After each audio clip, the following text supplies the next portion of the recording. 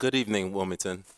My name is Chris Johnson from the 7th District. I'm the City Council Budget Chair, and welcome to tonight's budget hearing slate. We have the Mayor's Office, followed by the Treasurer's Office at 5:30, and then City Council's budget hearing will begin at 6:25. We've also been joined by, besides you at home, we're also joined by Chief of Staff Washington from the Mayor's Office, Chief of Staff Mona Parikh from City Council, department heads, and also employees from the various departments. This evening, Monday, April 10th, I would like to start by recognizing the members in attendance here. Vice Chair Harley, Present. Councilmember Field, 8th District, Present. Councilmember Spadola at large, Present. and Council President Congo. Here. I would like to also recognize other council persons in attendance by doing a roll call. Councilmember Mills at large, Present. Councilmember Cabrera at large. Present. And is there anyone online? Okay, well, we don't have our computers up yet, but if someone needs to be recognized, please message either me or Marshall if they're online.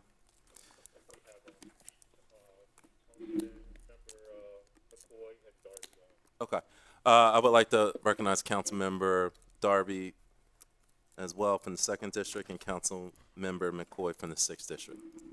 They are on Zoom this evening. This March, Mayor Pazicki introduced a proposed budget to council. In the mayor's proposed budget, he proposed a 0% property tax rate increase, 5.7% water sewer rate increase, along with a 6% stormwater rate increase. In the fund, to be balanced, use $0 in the ARPA funds and $0 from the tax stabilization fund.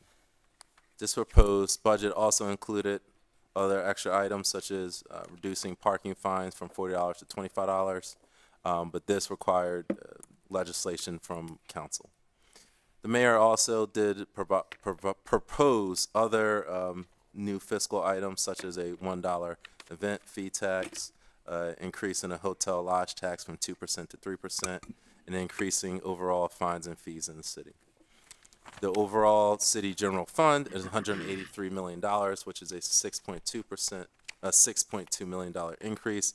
The proposed water sewer fund budget is $84 million, which represents a $2 million increase.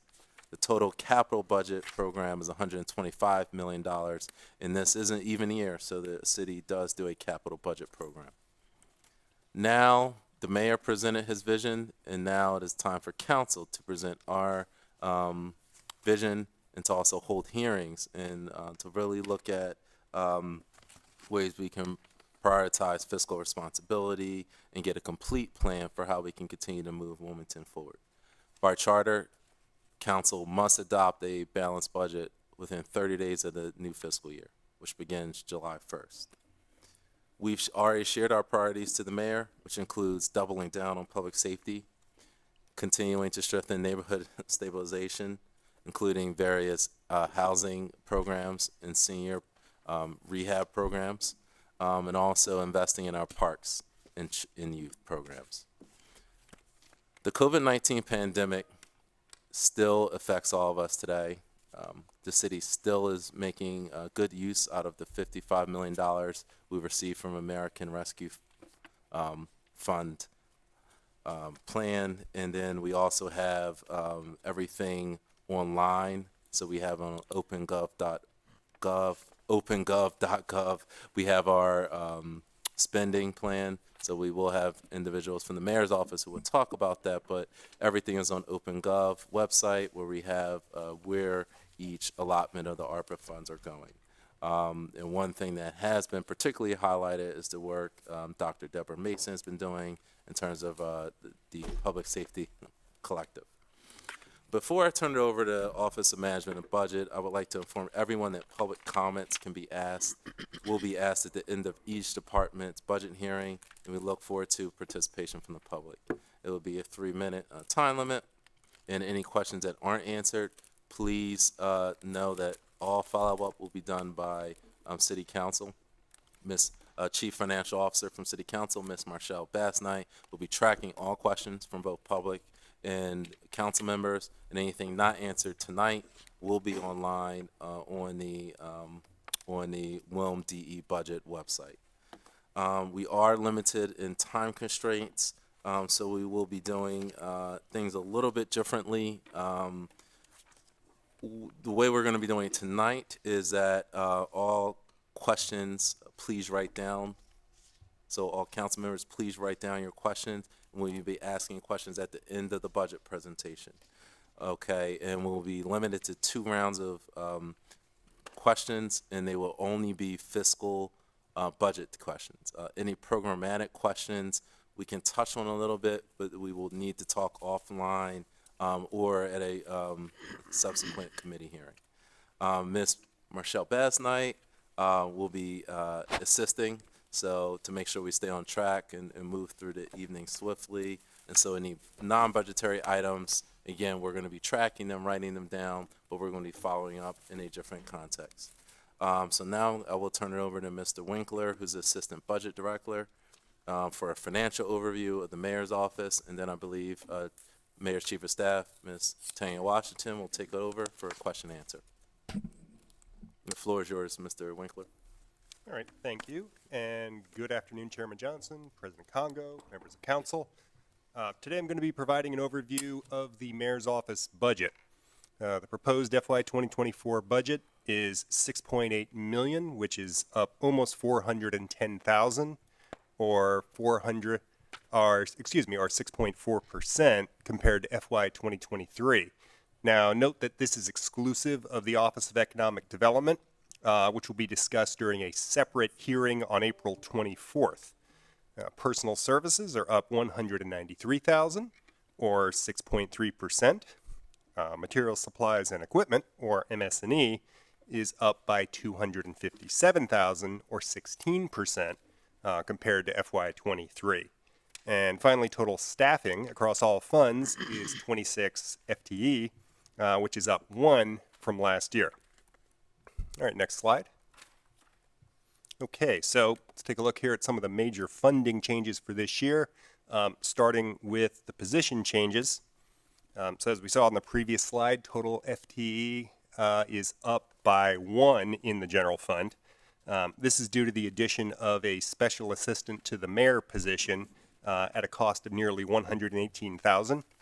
Now, note that this increase is fully offset by the deletion of a vacant Deputy Director of Economic Development position, but that'll be discussed during that OED hearing. There were also several changes in constituent services, with 2 positions upgraded at a total cost of $12,000. And in addition, the Director of Constituent Services was retitled to 311 Administrator with no cost change. And finally, in Cultural Affairs, the vacant Marketing and Special Projects Coordinator was downgraded to a Cultural Arts Program Assistant for a savings of a bit over $26,000. All right, so moving to MS&E, which is up a total of $257,000. In Cultural Affairs, there are 2 notable changes. First, $85,000 was added to miscellaneous projects to provide additional funding for community programming and cultural activities. And second, consultants has been increased by $38,000 to support expanded programming and increased Reading Gallery artist stipends. In addition, the Mayor's Office has added $50,000 to fund the City Beautification Commission with the goal of enhancing the attractiveness of the city's public spaces. And finally, grants to agencies has been increased by $23,000 to provide additional grant support to the Hope Commission, the Wilmington Library, and a number of other organizations. All right, so those are the major funding changes for FY 2024. If there are any questions, I can take them now. Otherwise, Chair, the floor is yours. Are there any questions from council specifically for OMB about any of the changes? Okay. All right. I would like to recognize Council Member Oliver, 3rd District, and Council Member White from the 1st District. And now I will turn it over to Chief of Staff Washington for a brief overview, and then we'll dive into the question and answer. Yes, thank you. Good evening, Finance Committee members and all council members, and I want to thank you for the opportunity to let the Mayor's Office present its FY24 budget.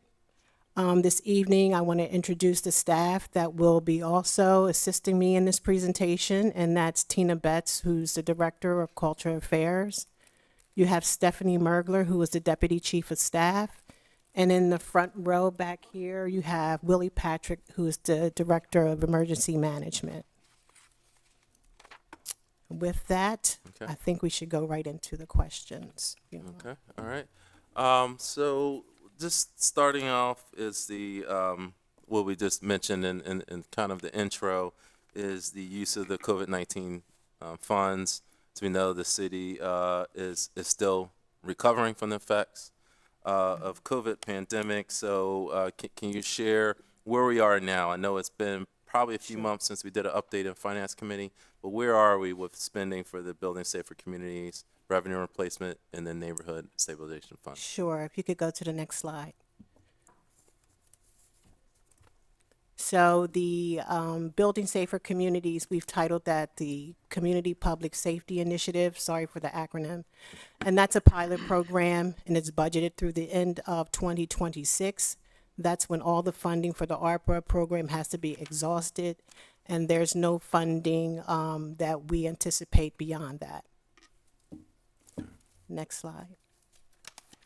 So the $12 million, that was a one-time appropriation for the revenue replacement to offset our revenue loss during the pandemic. That was also a one-time appropriation, and we don't anticipate any more, we don't have any more funding available for revenue replacement. So that's a one-time appropriation. Next slide, please.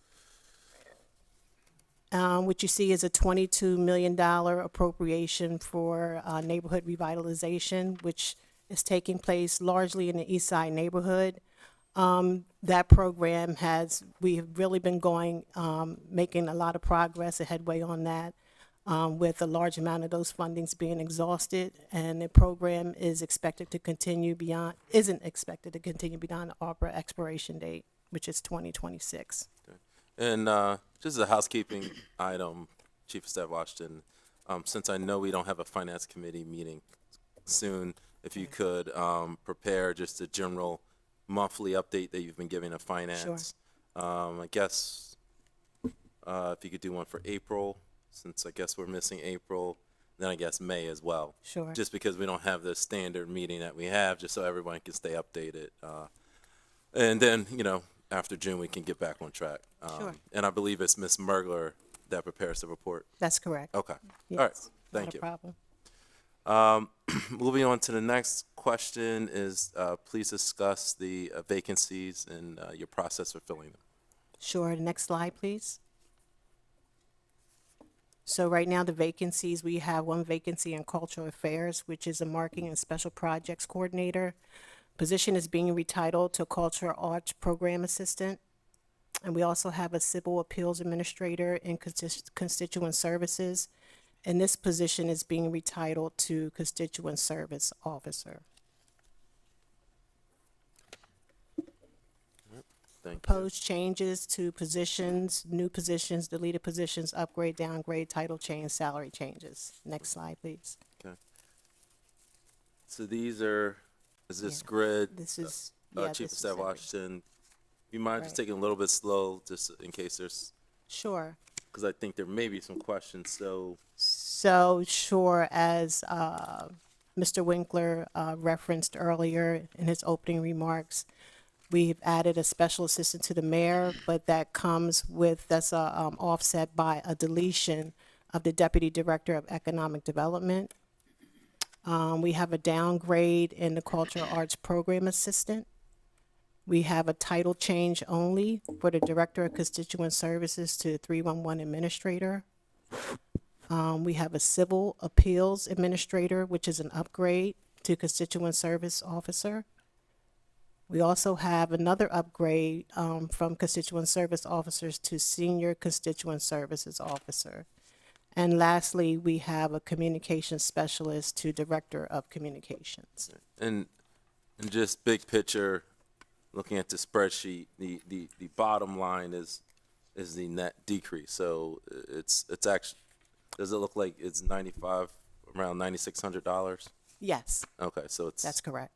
it's a net decrease. That's correct. Okay. All right.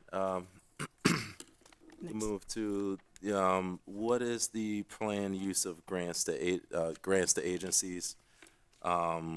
Noting the breakout, and if there was any changes, as I did notice, there's a total overall increase. Yes, so if you could go to the next slide, please. And before you, you have a list of some of our reoccurring grants. And these are the ones that are over $5,000. During the pandemic, we cut them back a little bit. And the 23,000 is to restore some of those agencies to its previous allocation. So you just, right there, you have the Wilmington Hope Commission, the Urban League, WETCO, Wilmington Library, JC's, that's for the parade, and WECEC. All right. And these are all reoccurring. And there was a question about ARPA funding. So the ARPA funding for nonprofits fell under community investment under that category, and there's no more funding available in that category. So no one will be eligible for ARPA. Okay, so is that, and again, we can go into more of a breakdown when we talk about ARPA. That includes is that money out the door? Is that just contracts in the pipeline? That's basically everything's been encumbered. I think the last presentation Stephanie gave to you, there was approximately 118,000, and so we have appropriated that last bit of money. I think we may have something like 8,000 left. Okay. Yeah, correct. It's all under contract, essentially. Okay. All right, and thank you, Ms. Mergler. As I know you'll make sure to update all of us as now going on to question 5. Okay. Can you discuss the consultant budget lines and if any of them are DBEs? Next slide, please. So we have one contract right now that we know is for Maven Strategies LLC, who are our lobbyists for $46,000. This is before the budget was initially introduced with different categories that we were going to fund, but I cut back on special projects consultants, so that's going to be taken out of the budget at $15,000. And instead of 2 policy fellows, we're only going to request 1 at $24,000. So you have another $24,000 that we are decreasing in that line. And the last one is for contingency consultant services, which we always leave in there just in case something comes up in the middle of the year, which is typical. And I can just give you an example. When the EV legislation was passed in Dover, we needed to hire a consultant to help us with developing the regulatory framework for that. That was a time where we needed the money, and another when we did the landscape analysis. So those are 2 examples. All right, and the EV charging legislation is coming out soon, right? Yes, you're the sponsor. Okay. Just clear it up for the record. Yes. Thank you very much Yeah. for that update. But I just wanted to make a reminder to council members, if there's, please hold the questions, or if you could submit them. You also can text me or Marshall if there's something that can't wait till the end of the hearing. All right. Yes. Respectfully, yes, I think there'd be much better flow if we could, like you were just doing, if we could all ask questions so there's more context. we're gonna try it this way. I understand it's a little different. We're gonna try this out, okay? To see, but if you do have a question, you can text or email me or Marshall, or you can write it down, okay? That'll still lose the context. Excuse me, Mr. I understand. We just have to stay on time. So, just jumping to question 6, Chief of Staff, can you discuss the account line for the Citizens Review Board? Notice it's come up in public safety meetings and various other meetings. What is the game plan for that? Account? So that's the $50,000 the city council requested for the Citizens Review Board panel. We have contracted with Nicole, but we are waiting for direction from council on how we should proceed with that.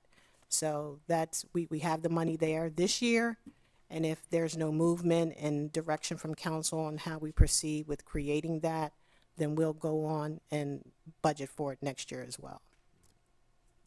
Okay, all right. And have you already met with Nicole? Just briefly, but nothing, we've not had many meetings. I mean, I know there's legislation out there that still needs to be addressed, the whole matter of the board itself, so.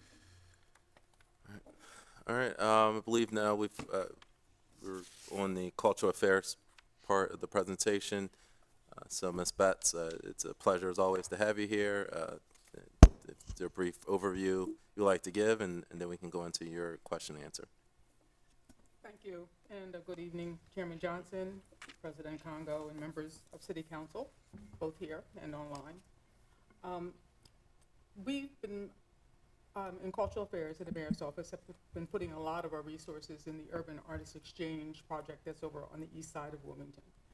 And one of the things that we want to do, we see as a core vision right now, is to use the Urban Artist Exchange as the nucleus to connect with communities of greatest need for arts and cultural experiences. Our top 3 priorities moving forward is to make sure that the programming we have at the Urban Artist Exchange Theater is diversified, and this is artistically diversified. Ms. Betts, Yes, I sincerely apologize. Sure. Is there a way you can move the microphone a little bit? closer? Yes. Okay, sure. We're not Absolutely. picking you up. Is that better? I think it's a little too close now. A little too close? Okay. Cincinnati? Little further away. A little further away? I think that should be good. That should be good. Okay, should I restart, or move forward? No, you Okay. can keep going. All right. So our top 3 priorities are to diversify, make sure that the programming at the Urban Artist Exchange Amphitheater and on that entire about 1-acre site is diversified as far as arts offerings are concerned. We are also focusing support on everything we do on people and neighborhoods that have been most impacted by the pandemic. And the people who have been most impacted are BIPOC and also the artists and creative professionals. You ask about how we would measure our performance measures. We would try to quantify, and this is because this will be our first year at the Urban Artists Exchange, and I'm making the assumption that everybody knows what the Urban Artists Exchange is. If not, just very briefly, there's about 1 acre of land over at 16th and Walnut Street. It's actually bordered by 15th Street, 16th Street, Clifford Brown Walk, and Walnut Street, about 1 acre of land. And we've renovated stables into artist studios and also arts workshops. And we've just completed building an amphitheater, a performance space, and now we are renovating the site. That would include stormwater management features that will help not just that 1 acre site, but also the neighborhood would have a ripple effect out to mitigate stormwater issues in the neighborhood. And the amphitheater is what we're primarily talking about programming over the next year and the next couple of years. So that's what the Urban Artists Exchange is. We, in any documents, we refer to it as UAE. So that's where our focus will be. We will measure how it's going by how many people are directly impacted by the programming that we're offering there. And some of the examples would be our Arts Work Teen Apprenticeship Program that we began in 2019 that continues to grow and has an impact on young people who have experiences through the arts, making art. and also something that we piloted out last year called the Wilmington Black Storytelling Residency. So we programming such as that we think is relevant to the communities that we serve, which will primarily be 19801 and 19802. Also, another metric will be the number of local and regional artists that we employ, especially our local artists. And this includes musicians, teachers, dancers, anybody who has an artistic craft to bring into the community to share with the community. We will also measure repeat visitation. You know, how many people come back, how many people give us their feedback about what is happening there and what it is that they'd like to see to happen there. So that's a general overview. Any questions? I'll answer at the end. Thank you. Okay, all right. Thank you very much, Ms. Betts. If we could go into just the specific questions. And looking at your consultant account line, we noticed that there is a slight increase. Is there any details or background to that? And also the funds used for HBCU week as well? One of the things I didn't specify is that there is a $26,300. But, sorry, Ms. Betts. It might be your microphone. There is a $26,300 decrease on the salary line. So, I mean, that, you know, I think that justifies an increase of our consultants line, because our consultants actually fill a gap between the professional skill level that we need to do what it is that we do well. And what we've discovered is that when you try to have a person do tasks that they really are not qualified to do, maybe not even have an interest in doing, we really don't do it well. So if you take a look at the consultants that we use, you can see that we don't know whether or not they're DBEs. We do not ask that question, but most of them are minority-owned. Or in the case of the Arts Work Youth Apprenticeship, teaching artists in the Arts Work Youth Apprenticeship, guest artists, we make sure that the artists that we employ, that they are diverse. And I noticed there is a breakdown of minority-owned and diverse. Yeah. You have that for us, okay. HBCU, I have the numbers from last year, which are pretty impressive relative to the investment that the city makes. 7,000 students attended the college fair. 804 students received immediate college acceptances, and there was about $12.2 million in scholarships awarded. And that's on the $75,000 investment. All right. And Ms. Betts, do we have a breakdown of just the how the scholarships have increased from year one, which I would believe was the fiscal year 2017 until now? Do we have like a chart? I don't, but we certainly can request that, because I'm certain that the board of the HBCU Week Foundation would have that information. Okay, great. All right. Moving on to the miscellaneous line, is there any highlights there? Aside from the usual Clifford Brown Festival, 4th of July, Juneteenth, do we have any other new events? Well, we have the Black Storytelling Residency that was covered by grants last year that we aren't sure. We never can project what will be covered by grants next year.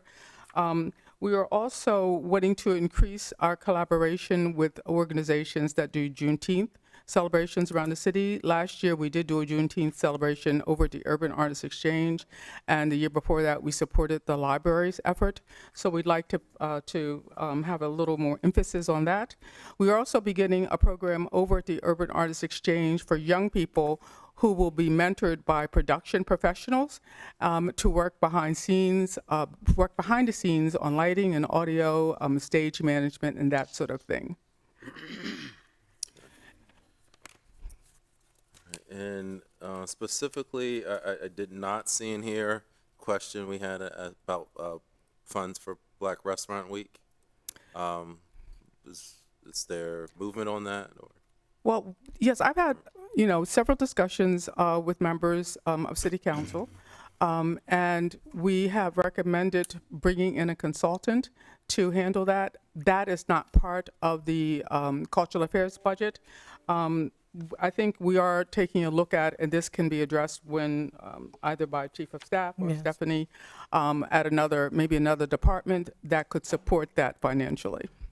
Yes, sorry, this would Yes. typically fall under economic development as a part of their grant efforts in Restaurant Week. Okay, so that That's the question, most appropriate, yeah. so that question be asked during their budget hearing? Yeah, well, I can make sure that they respond. Okay, Okay.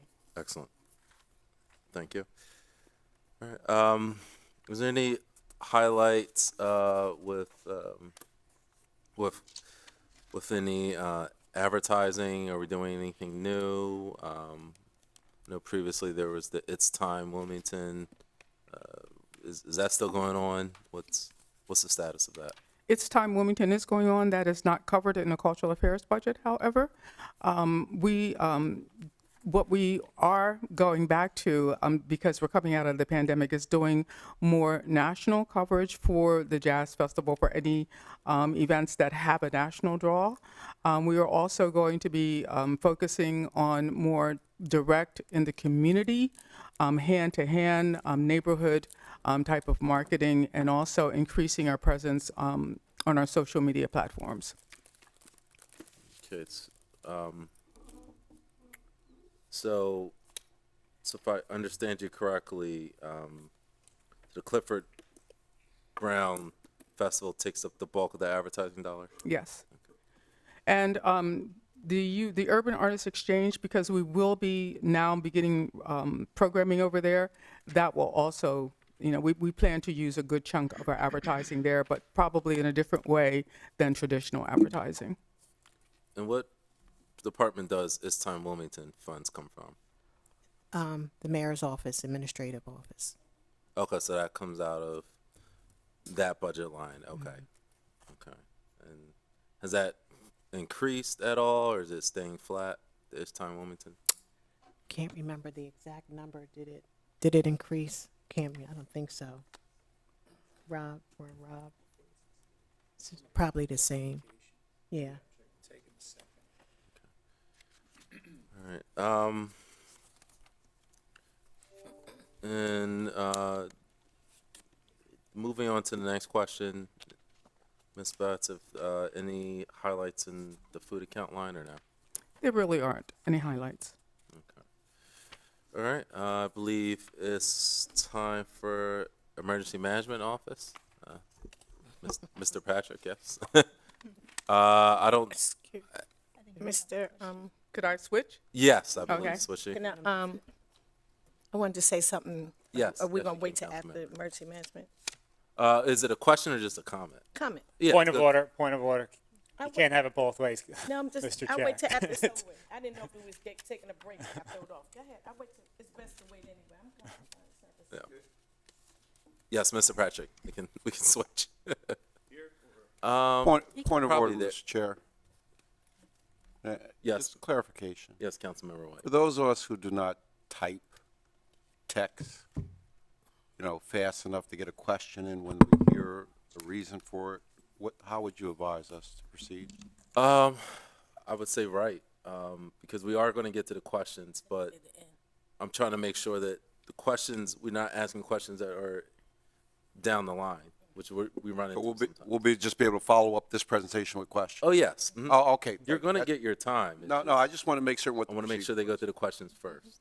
Yes, Mr. Patrick, yes. No, we need you. We're- Tina, thank you. Yeah.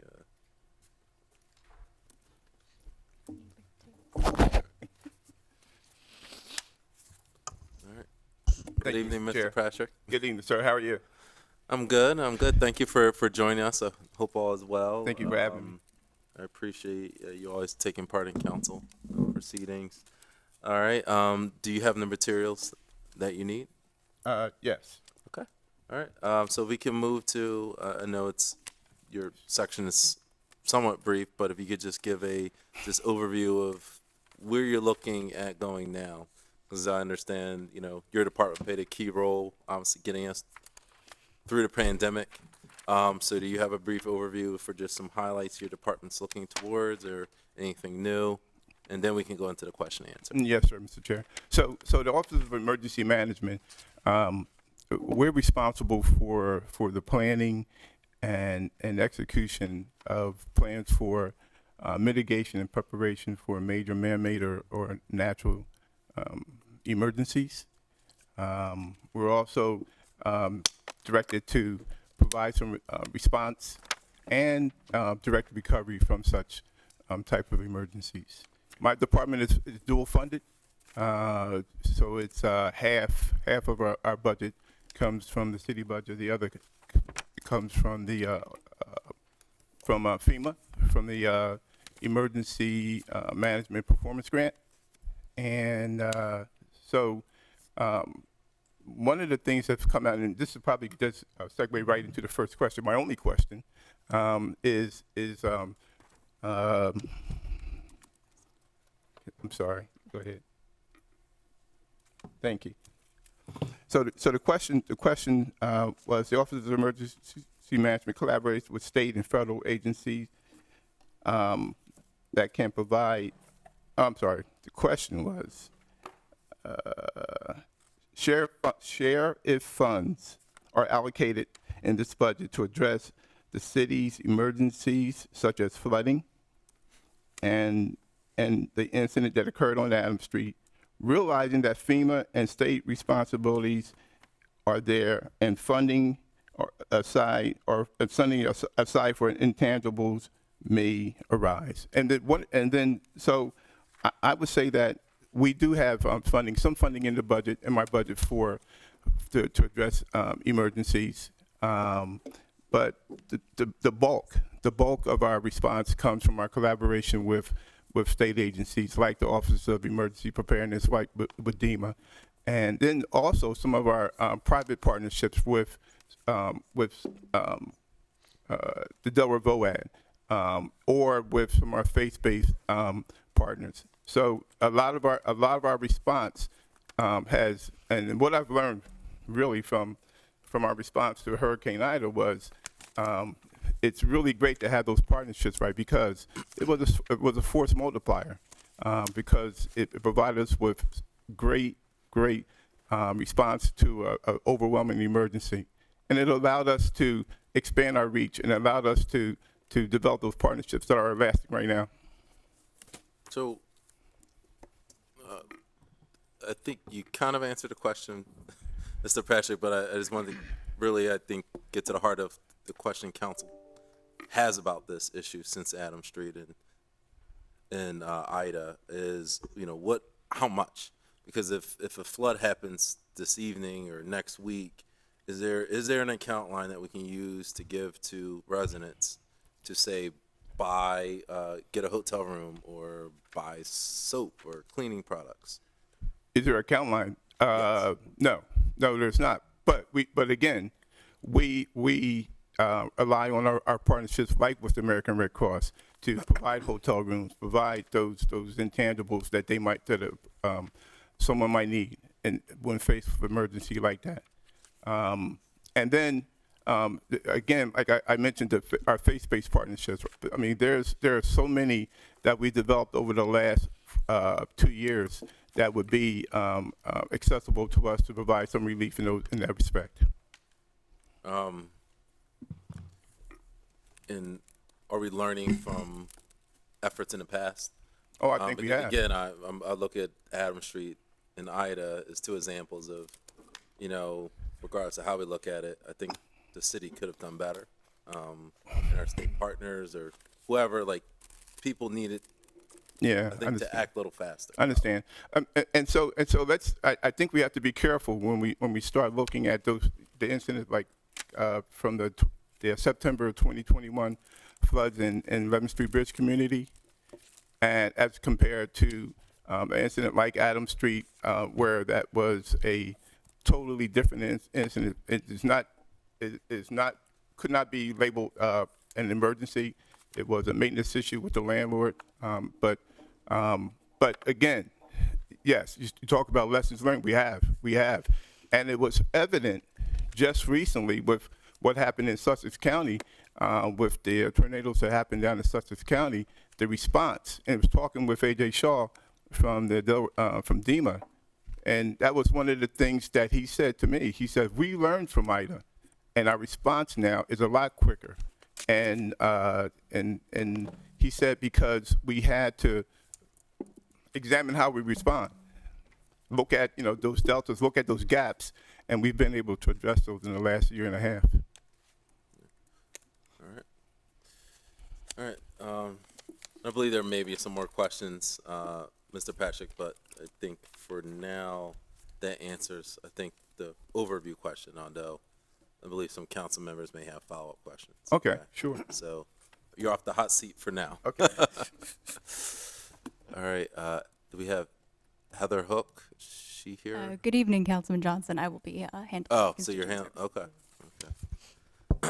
All right. All right.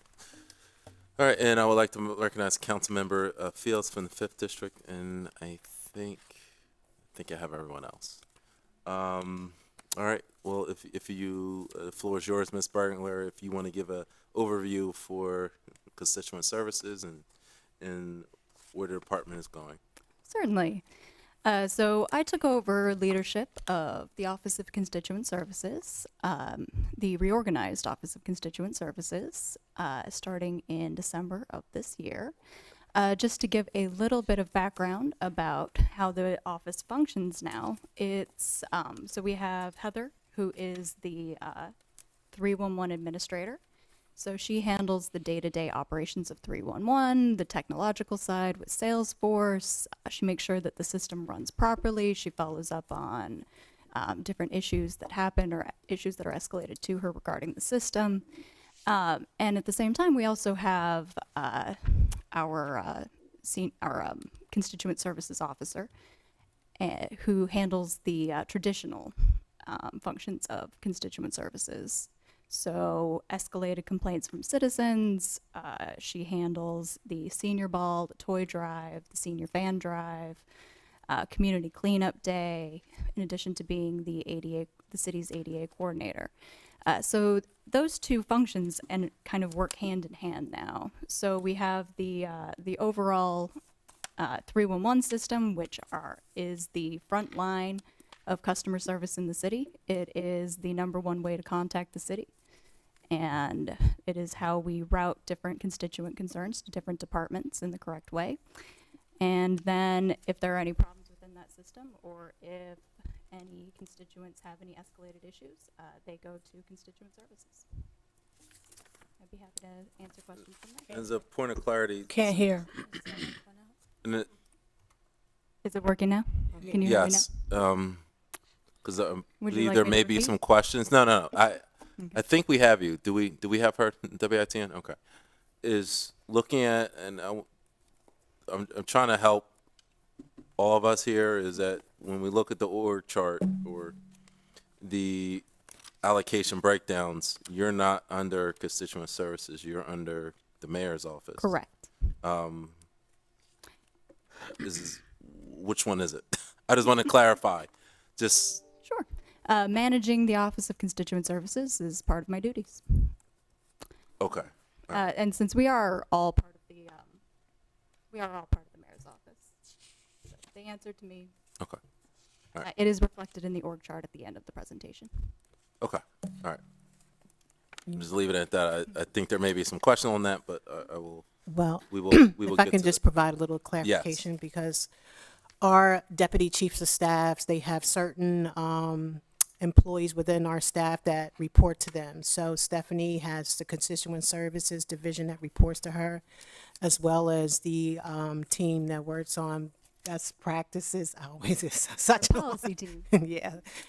And so, and John Rago has our Communication staff. yeah, communication staff, which is our social media person, and Paul Ford, who handles other, other communication responsibilities. So it's not just broken out.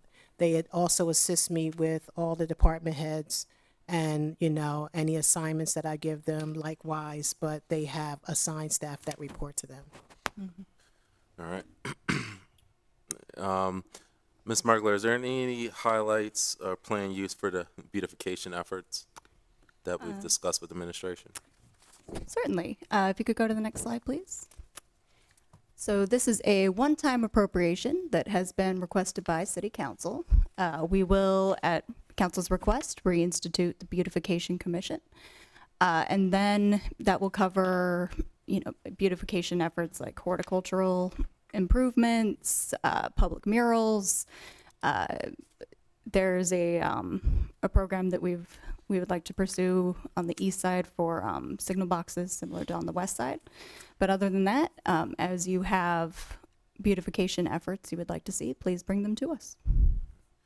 Can you discuss the the plan used for the contracted maintenance, specifically the graffiti account line, or what that budget looks like? Certainly. If you go to the next slide.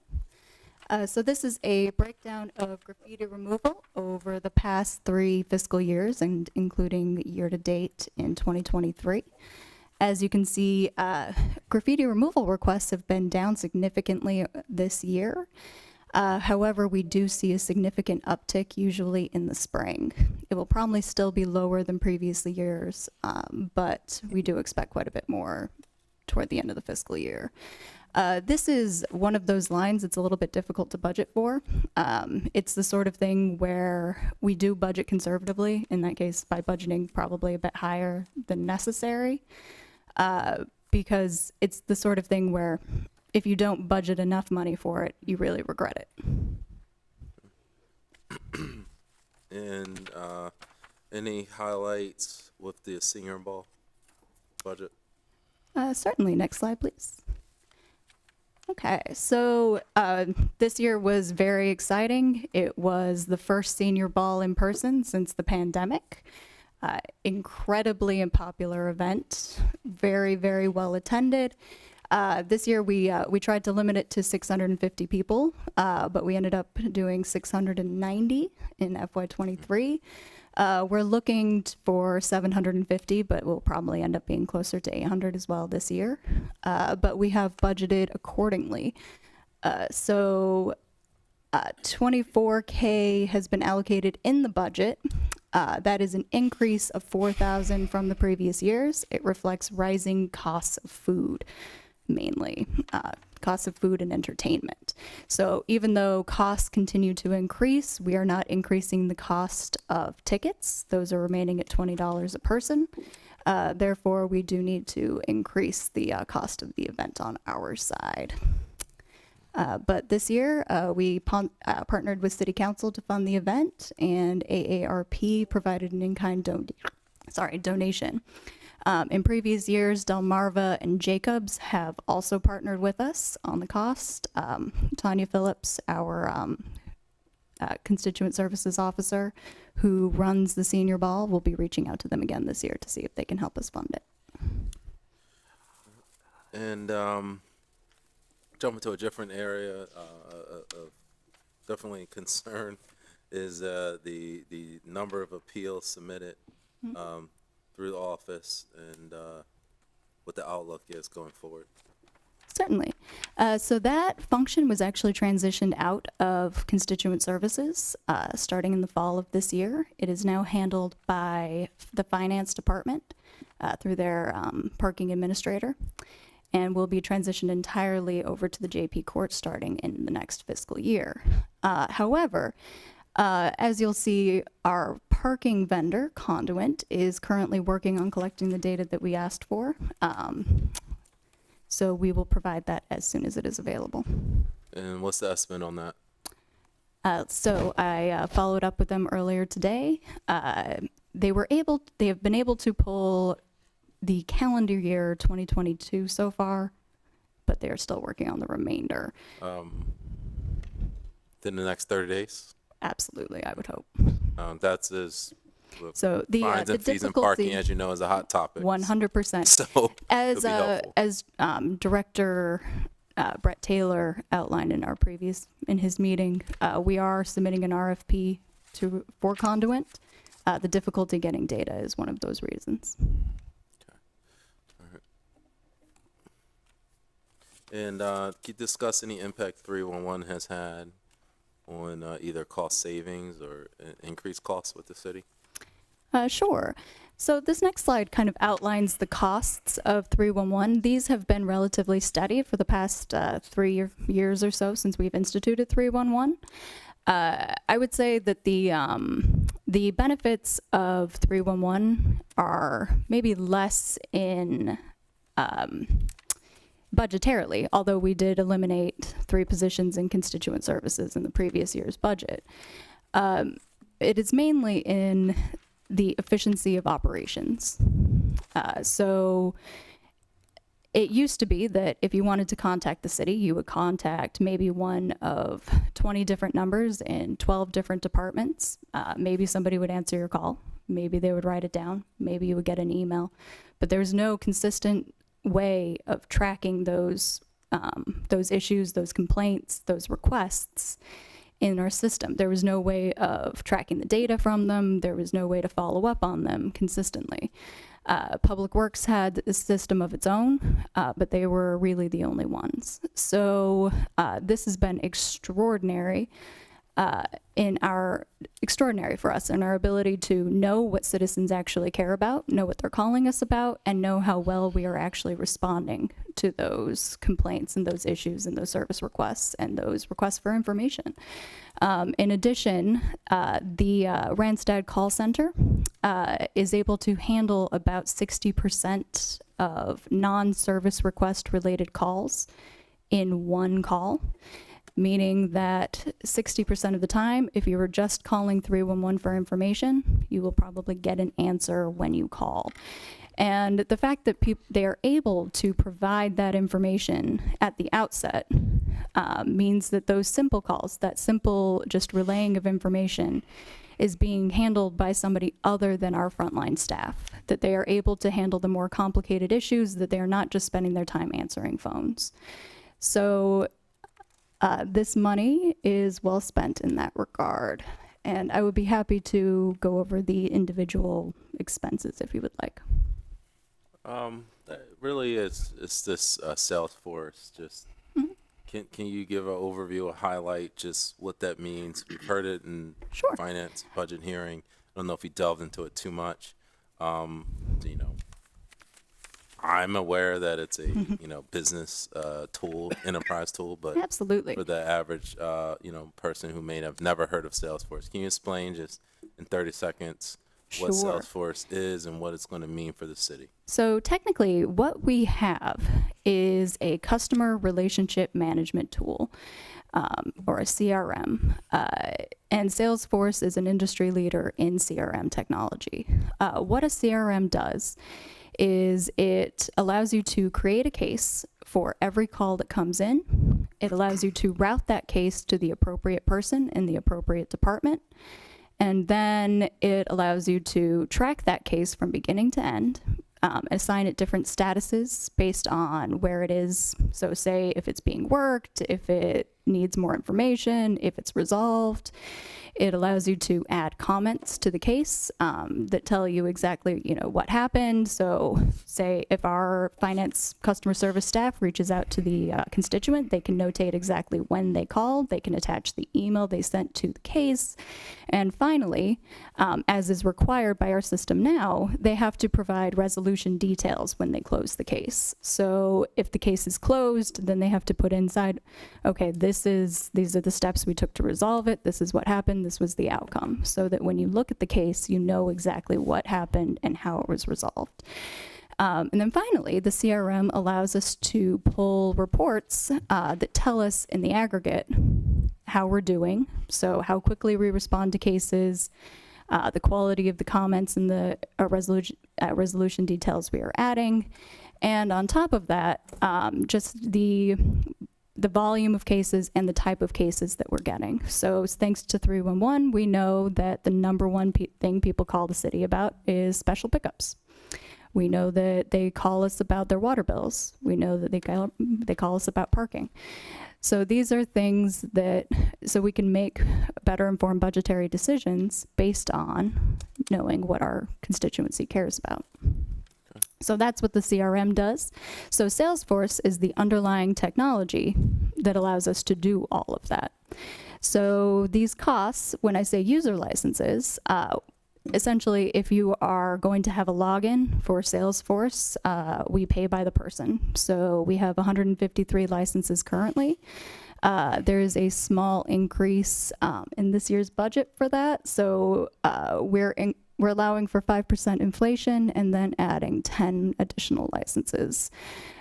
Just for context, last year we had 126 licenses. We're already up to 153, so we do expect it to grow as more and more people use the system. All right. We are running a little short on time. Ms. Mergler, thank you very much. So I just wanted to dive into questions, okay? I do have for council members who have pre-submitted questions, I have those questions, and the council members on the floor, if you have questions, please let me know. So first, I would like to start with Councilmember Field. Here's a question. This is for you, Chief of Staff Washington, regarding the city lobbyist. Why, and Councilmember Field can speak up if he wants as well, but the question is, when we have local state reps and state senators who are just a stone's throw away, why should we be spending $46,000 on a lobbyist? Can I ask the question in my own words? That may be better. In a very, very, very small city, in a very, very, very small state, where all of our state reps and state senators live within. Councilmember Field, can you move forward to the mic? In a very, very small city and small state where all of our state reps and state legislators live, I know all of them personally, and I'm could get a hold of any of them within 5 minutes. What is the return on investment of spending money on a lobbyist? And could it just simply be that the city reaches out directly to be their own lobbyist with these legislators? I would say this is a very good investment. During a time when the General Assembly is in session, our legislators really don't have time to call us and give us feedback minute by minute, especially as these bills are moving forward. In addition to that, the lobbyists really work through the bond bill committee to make sure that the city's asks get realized. And last year alone, we received $15 million, and our legislators aren't following up on these projects in that regard. This year, we asked for $10 million, and I'm hopeful that we'll get it. So to me, the return on investment is just extraordinarily significant because we do get that money back. And I can tell you that some of the bills that they kept an eye on us for was the one with Representative Bolden when she ran her bill through the location of liquor stores. Sokola on the prohibition of sale of large capacity magazine clips. They really worked with the legislators on getting our own bill through the General Assembly, which dealt with residency and giving the city the ability to decide on residency on its own through council. So these are things that I think are crucial to have that type of a organization that has a relationship with the legislators and can really come through for us. Okay, and I believe you had a follow-up question, Councilmember Field, about beautification. Yes, so $50,000 is, as a one-time expenditure, is fairly small, and I mean, spread across the whole city. Why such a small amount of money spent on citywide beautification? This was a request by City Council, and I could tell you that Council requested $25,000 maybe 2 budgets ago, and that money went virtually untouched.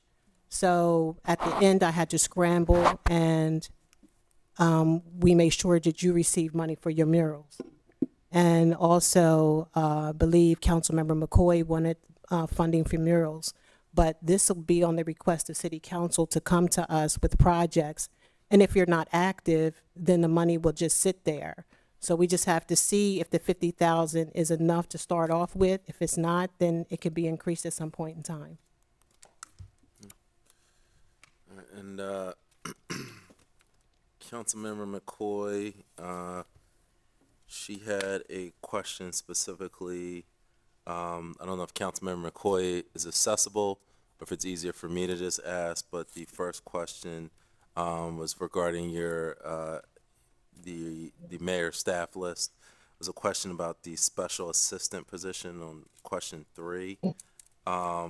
She just wanted to know, will someone be promoted or will this be a new person? Well, this will be a new position, but essentially it, like I said, it offsets from the position that was in economic development that will be deleted.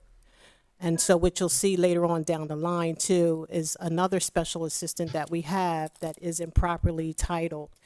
And that retitling will be special assistant to administrative assistant 2. So this person is the mayor's administrative assistant, but it's labeled as special assistant. So you'll see that title change coming down the line. And May I?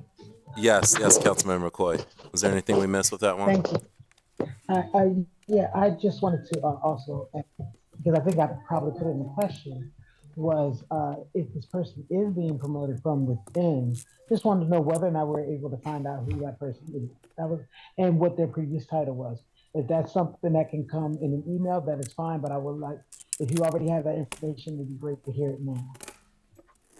I don't know who we will put in that position, but as soon as I have an update or as we move forward, there's no one particularly slated for it right now. But we do have so many requests that come from council members, so much research that needs to be done, so many projects that continually go on. And, you know, we could just use another hand in that. And Councilmember McCoy, I believe you did have a second question. This is for you, Mr. Patrick. The mayor's office has an emergency fund. Has there been any thought about maybe this, your department creating one as well?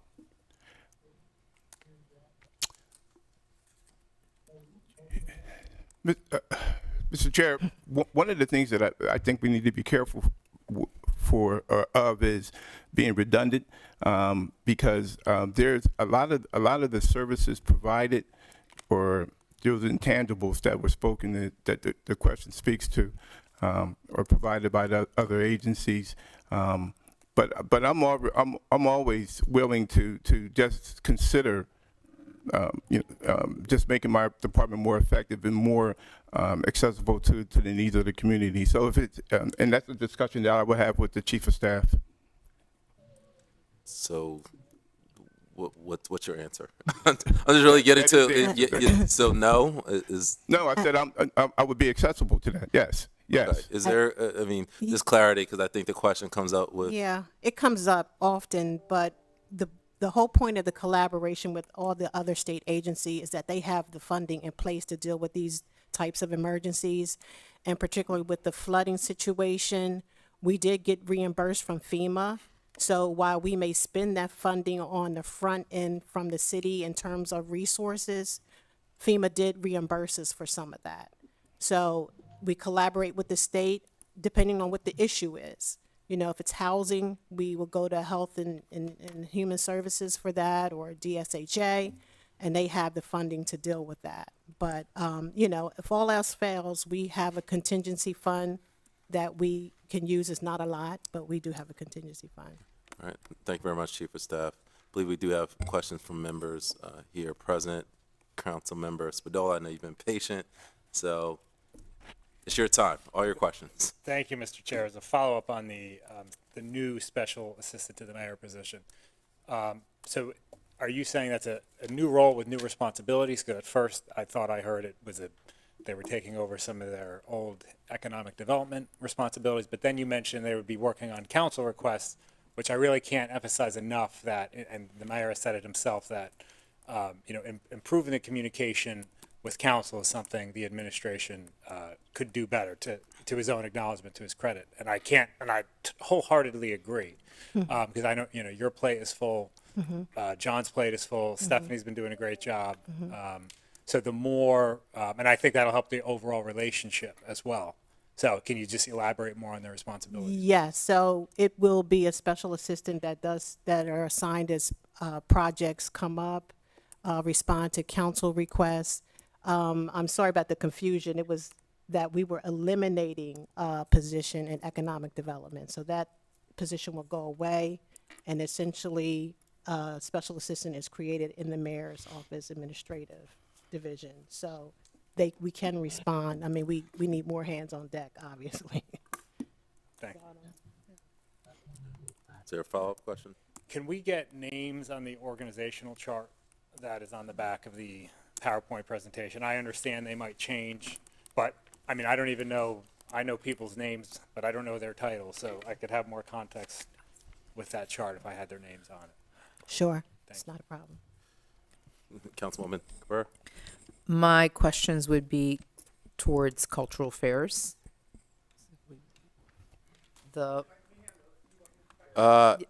Yes, is there space up there, Mona? I think we can.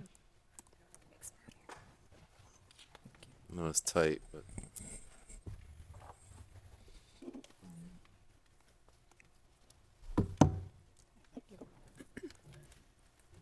Thank you, Director Betts.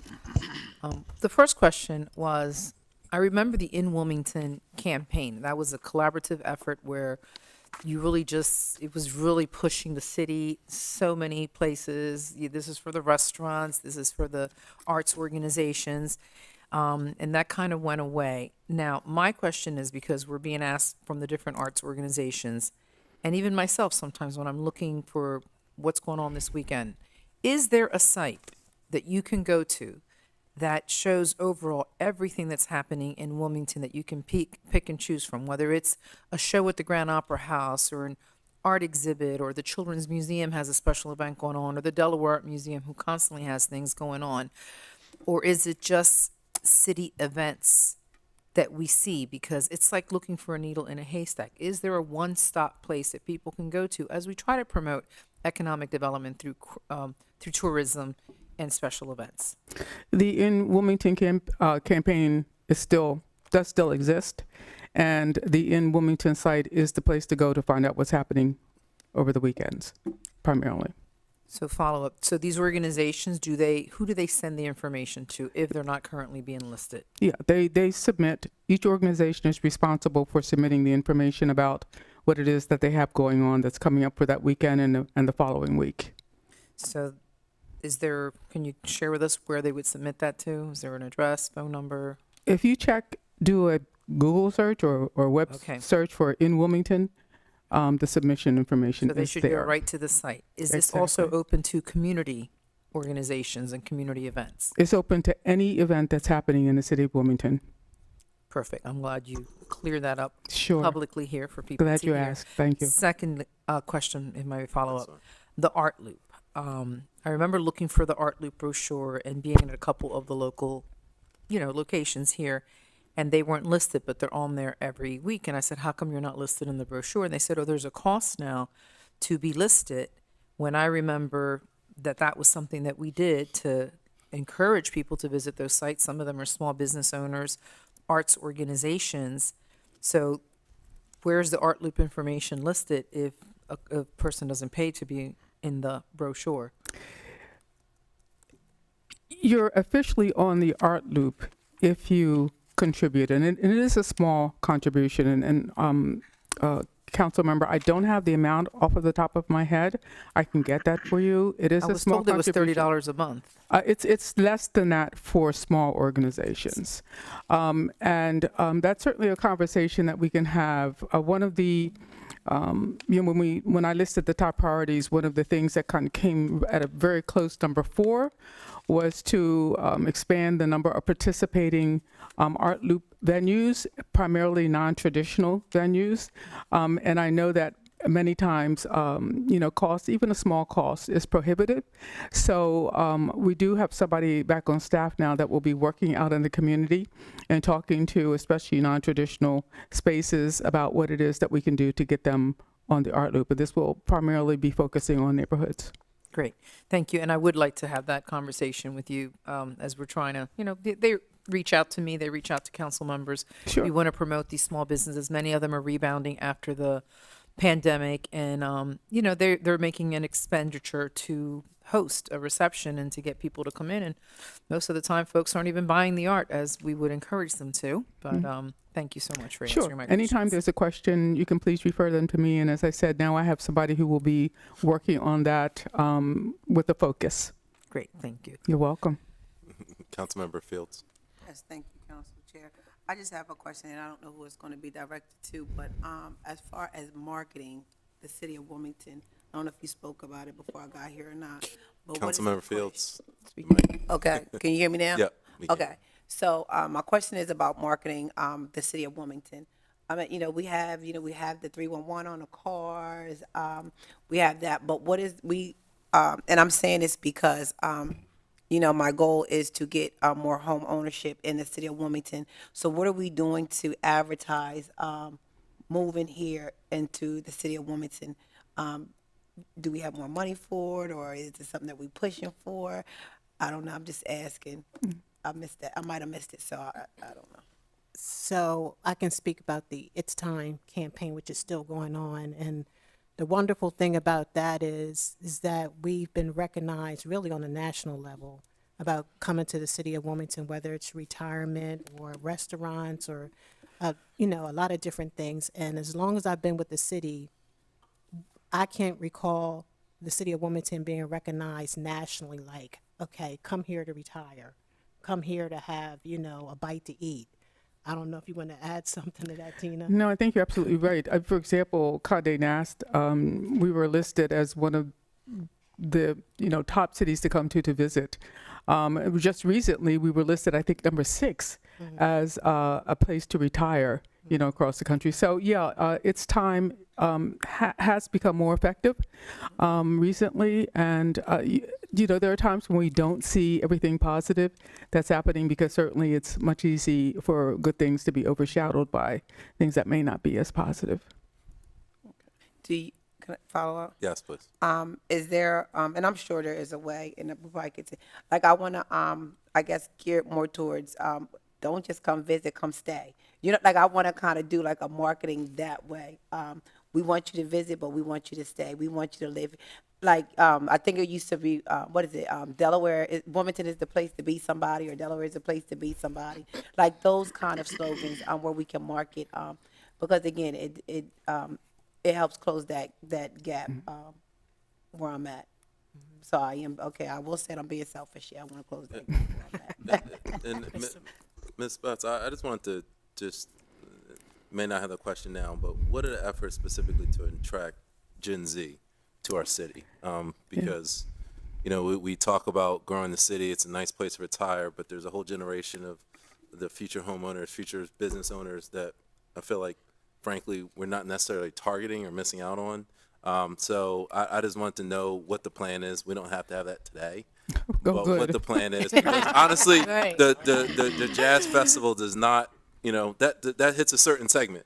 Does not hit a whole segment. Like, I'm probably not even included in the target for the jazz festival.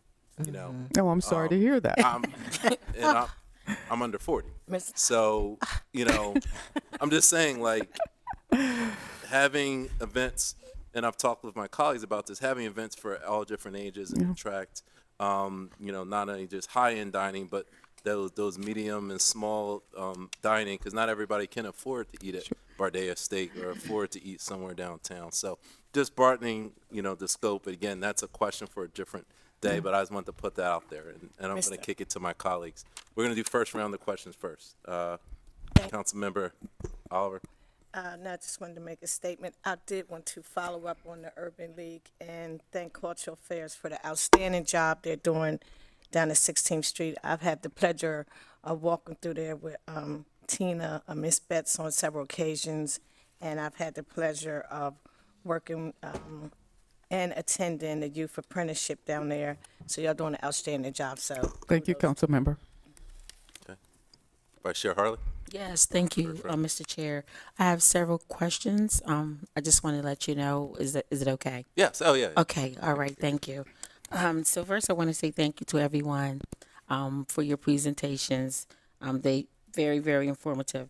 Number one, as it relates to under administration division, I believe it's around question number one. The 22 million for ARPA funds is always, mentioned quite a bit. And we know that it's not just the east side that's getting some of these funds. And I want to know, what specific amount is dedicated to housing revitalization, because I know that alleyways are getting cleaned. I know houses are being purchased, and all of that is good. That's really good. That's no complaint.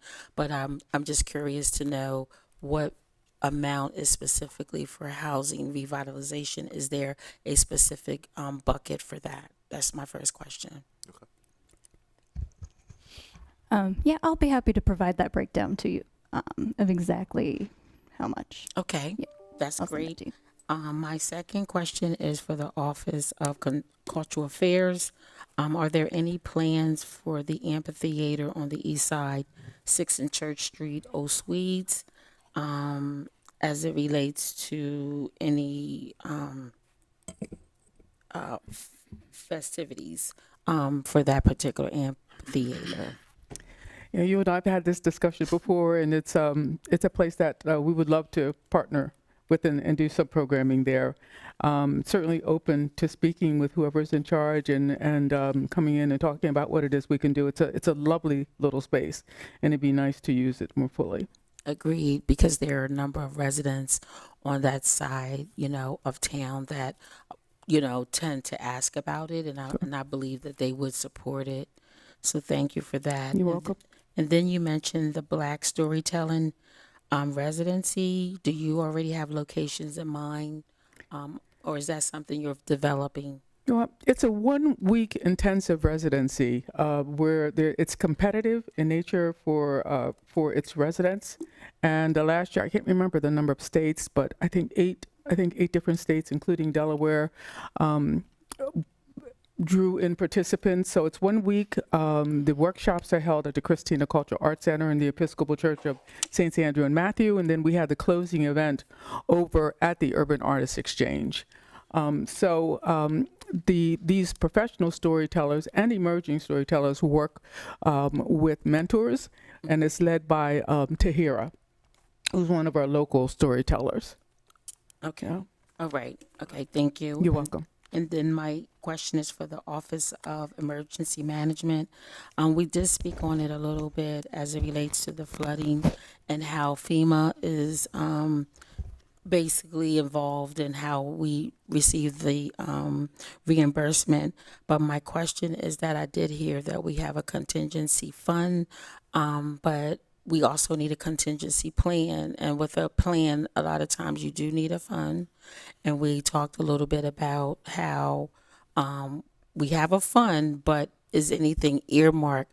For example, like if something that happened with the Adams Street families or the Ida flood victims, do we have a plan that if tonight something like that happened, do we know where we can place them in terms of a holding place till they actually get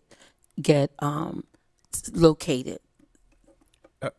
Councilman, thank you. That's a good question. And yes, the answer to your question is yes. So we have an emergency operations plan that was drafted in 2020. It was an update from the 2015 plan. And you asked about funding to execute the plan. Yes, there is funding in the budget to execute the plan. And you asked about sheltering. We have a part of our emergency operations plan, and a part of the shelter, being a part of the shelter, the statewide shelter group.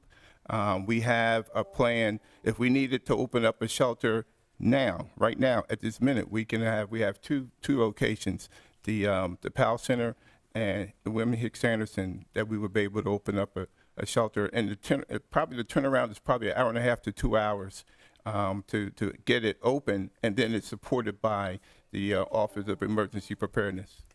Awesome, awesome. Of course, you know, after the Adams Street families situations, that's a repetitive question as it relates to the city. You know, what is the city's plan if that would ever happen again? So it was important to just kind of ask that question now. And I then- understand. Yes, thank you. And then my last question, Mr. Chair, is that under constituent services, I think it's a great idea that City Council will be partnering with the mayor's office for the senior ball. I think 24,000 has been earmarked plus a increase of 4,000. The 24,000 includes the $4,000 increase. Oh, okay, it includes that. Okay, and so we would just split that. City Council. I think that I'm not sure what the amount City Council offered last year. The 24,000 is fully in the mayor's office. Okay. Yeah, I'll have to find out from Tanya exactly how much the City Council provided. Okay, so basically it was 20,000, and you added the 4,000 to make it 24. For this year, for the FY24 budget, correct? Okay, all right, that's all I have, Mr. Chair. Thank you. First round in the room. I would like to recognize Councilmember Bracy as well. First round of questions in the room. Council President? Yes, thank you, Mr. Chair. Regarding Juneteenth, how much money is being funded for the Juneteenth celebration? I haven't broken out a budget yet because we don't have a specific plan yet for that. As I said in my presentation last year, we did a small event over at the Urban Artists Exchange. We would love to, have a larger event this year, but we're taking tiny steps. We also weren't sure last year what the library would be doing, and we have not. We don't know yet what they may or may not be doing this year. So that helps drive that. Okay, just a follow-up, Mr. Chair. Yes, please. Are we locked in to working only with the library or open to other organizations? I think we're open to other organizations, and I know that there are requests that come from other organizations to the mayor's office, and the mayor's office has supported other Juneteenth organizations. Okay. And how much funding goes towards 4th of July celebration? Do you know? The total is about $50,000 or so, with the bulk of that being for the fireworks, of course. Okay. And just a couple other questions, Mr. Chair. Yes. Are there going to be any summer concert series at the Sugar Bowl on? Yes, but that's not handled by the city of Wilmington. That's handled by an outside organization. Okay, so no city plans. I know that, it was Gail Dillman and her organization last year that handled it. And I can't think of the name of her business right now, but Gable Music handled it last year, and it's my understanding that they will be doing it again this year. Okay. All right, thank you. And we talked about that we're able to collect data for 311 system about response times. Can we talk about what the response times have been for our 311 system?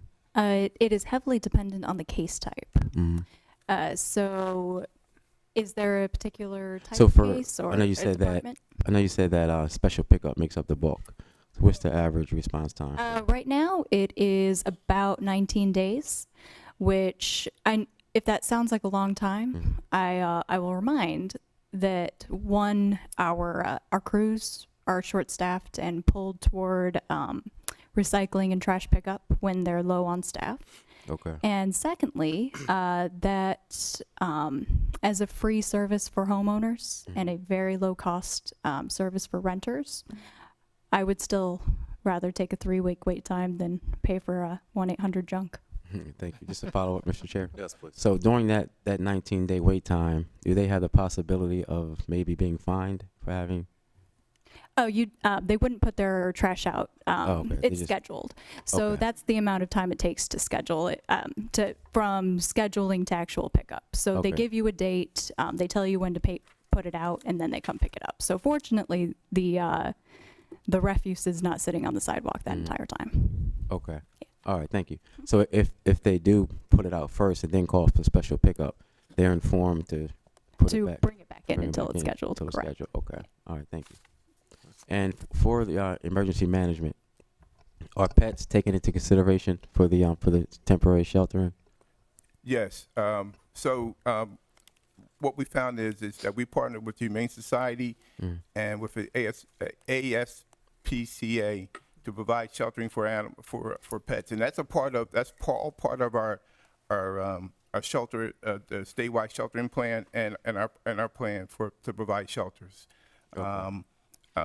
The unfortunate thing is a lot of time pet owners want their pet with them inside the shelter, but we can't do that. Right. But that partnership with the Humane Society provides shelter for pets. Okay. All right. Thank you. Thank you, Mr. Chair. Okay. All right. Councilmember Bracy. Thank you, Mr. Chair. Just one more follow-up on the emergency shelter plans that you mentioned. Were these plans in place prior to what happened with Adams Street? And if so, have you gone back to look at the plans to amend things, or is this a new plan that's updated, that's in place now? So the shelter plan, it's been in place since February of 2020. So yes, it was in place. And Councilwoman Bracy, one of the biggest challenges is that statewide, not just in the city of Wilmington, but in Newcastle County and in the state of Delaware, was just figuring out how do we provide accommodations for people in need, right? So we are looking at our plans, and that's the great part of our working group, our shelter working group, because we just had a meeting in February to look at the plan, to look at some of the gaps and deltas with the plan, and figure out how we can improve our plan. Follow up, Mr. Chair?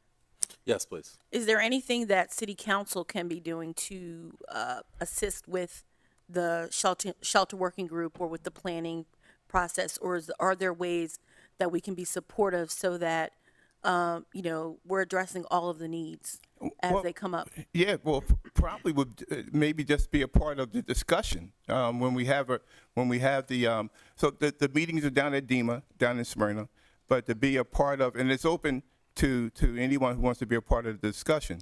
Most of the time, there are no elected officials or anyone outside of emergency management or those who are part of the working group to attend it.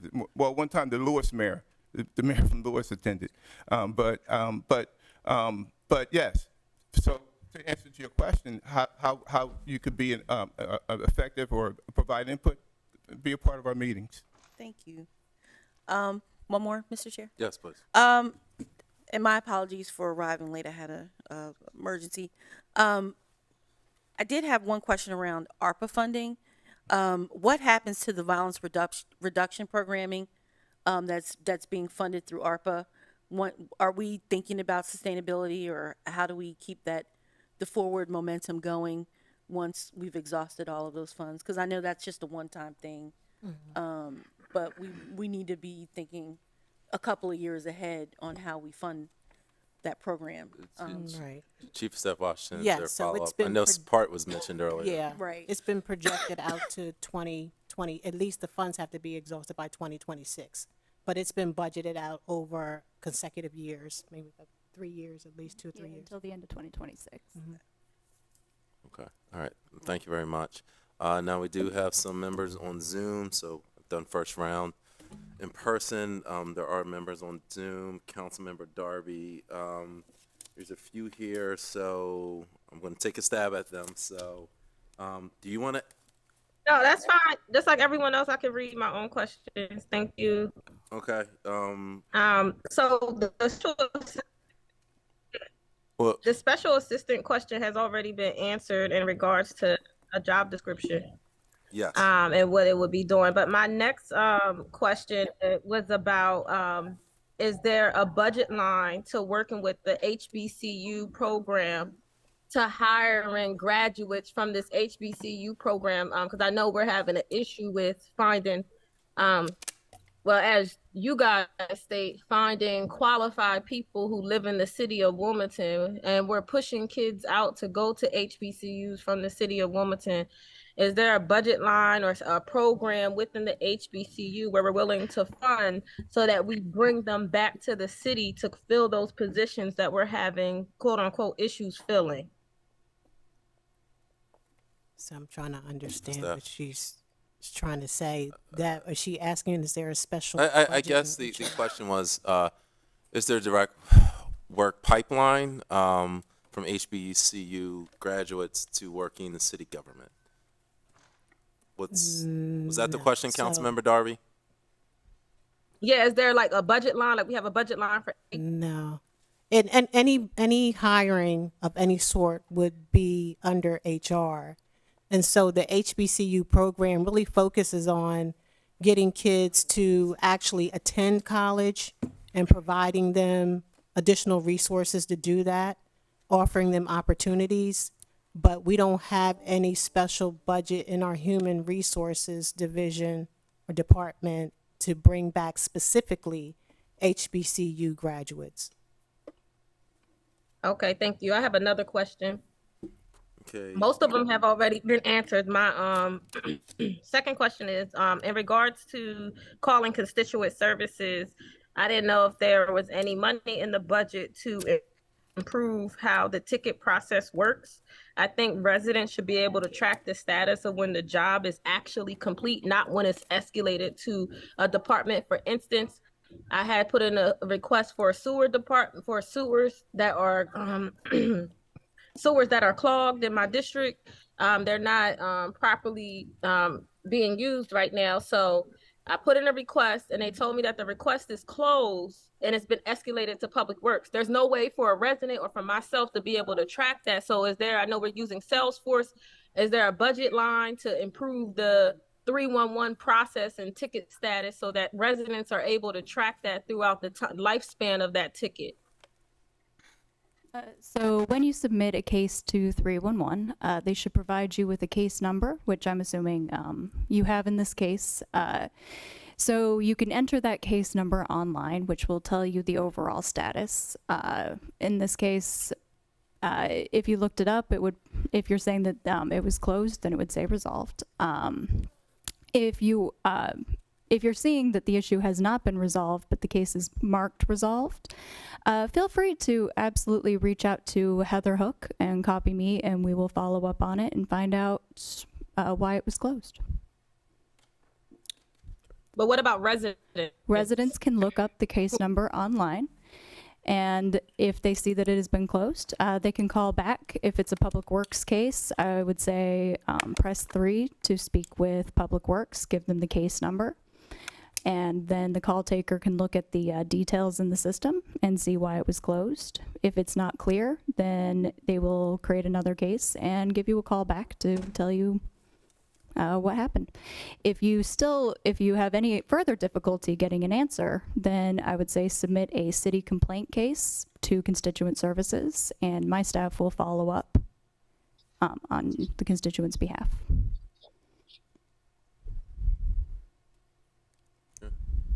All right, thank you. So my You have more questions, Councilmember Darby? Yeah, I just have one more. It's about the lobbyists. Okay. Yes, I know in the mayor's budget they have their. I actually believe in a lobbyist, so I'm actually probably opposite of another council person who was questioning the need for it. Is it possible that city council can use that lobbyist, or we use some of our money so that we're able to make use of the lobbyist too? Because you hit on a lot of great things where the mayor administration is able to track, watch, lobby for things that the administration wants. I was wondering if the city council is able to help with the budget line or be able to collaborate some way with the mayor's office on that lobbyist. I would say yes. We just had a meeting today with the council president and the chief of staff on lobbying efforts and what council's agenda was in the General Assembly. And, you know, obviously, I think it's important that we're all on the same page with whatever legislation is moving down in Dover. I don't think we can be on different sides of the aisle on it, but there's definitely room for collaboration. All right, thank you. Thank you. Is that hit on your first round of questions, Councilmember Darby?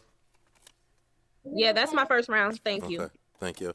All right, now I'm gonna go to public comments. If there's anyone signed up in person, do we have anyone online? Okay. All right, then I'm gonna kick it back to council for, again, a brief, just final question or comment. So, because we do have to move to the rest of the agenda. So, Councilmember Cabrera, you're first up. Thank you. In transitioning to the JP Court, as I heard mentioned, for the parking, could you elaborate on that?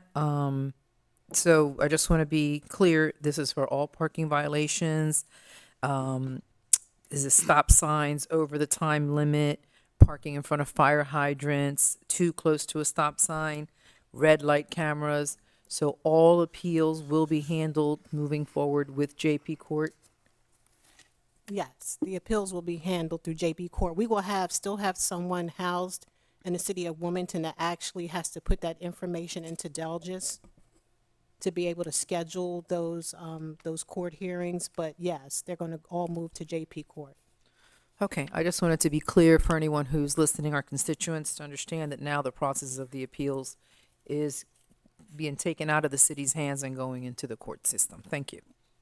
Thank Good. you. Thank you, and I commend you for doing that. Vice Chair Harley, I had you next. Yes, thank you, Mr. Chair. There was a question/comment, I think, or discussion made around a marketing theme to attract residents. And I guess my short question, I have just this one. I use the 4th District is the place to live, laugh, work, and play. I'm not sure if that is just, I use it for the 4th District, but did that come from the city, or do we use Wilmington as a place to live, laugh, work, and play? I use it for the 4th District. I stole it from somebody, and I don't know who. Well, I think the It's Time campaign did focus on that when it still does. I mean, that's the whole idea. The live, work, play. Yeah. Okay. Yeah, there was a question earlier from my council member colleague in terms of, do we have something like that that's kind of catchy to attract, outsiders to Wilmington? And I think it's a great slogan. Wilmington is a great place to live, laugh, work, and play. Mm-hmm. So I just wanted to share that. Thank you. Yeah, that's all I have, Mr. Thank you. Chair. And while we're on that, again, I know I put in a request, Director Betts, but if we could just have a recap of, well, I guess first thing is, currently, are there any funds allocated to In Wilmington from the city? Yes, we do still contribute to In Wilmington. Okay. All right. And also to It's Time. So In Wilmington is more localized, and then It's Time is more regional and national. Okay. And in Wilmington, I believe it's managed with Out and About. Yes, TSN Publishing and Out and About. Okay.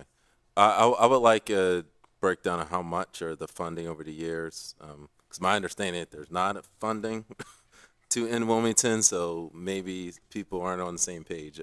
I just know I've had a talk with their director and their team, and the city is not a contributor. So I'm sorry, you had to talk with who?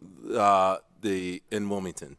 Okay, so somebody's not on the same page. So maybe if we can clear it up, if we can figure out, well, what was the budget amount or what is the proposed budget amount, then I can clear that up, because my understanding, they're saying that the city is not pay any money towards it. Yeah, I think we could figure that out fairly easily. Okay.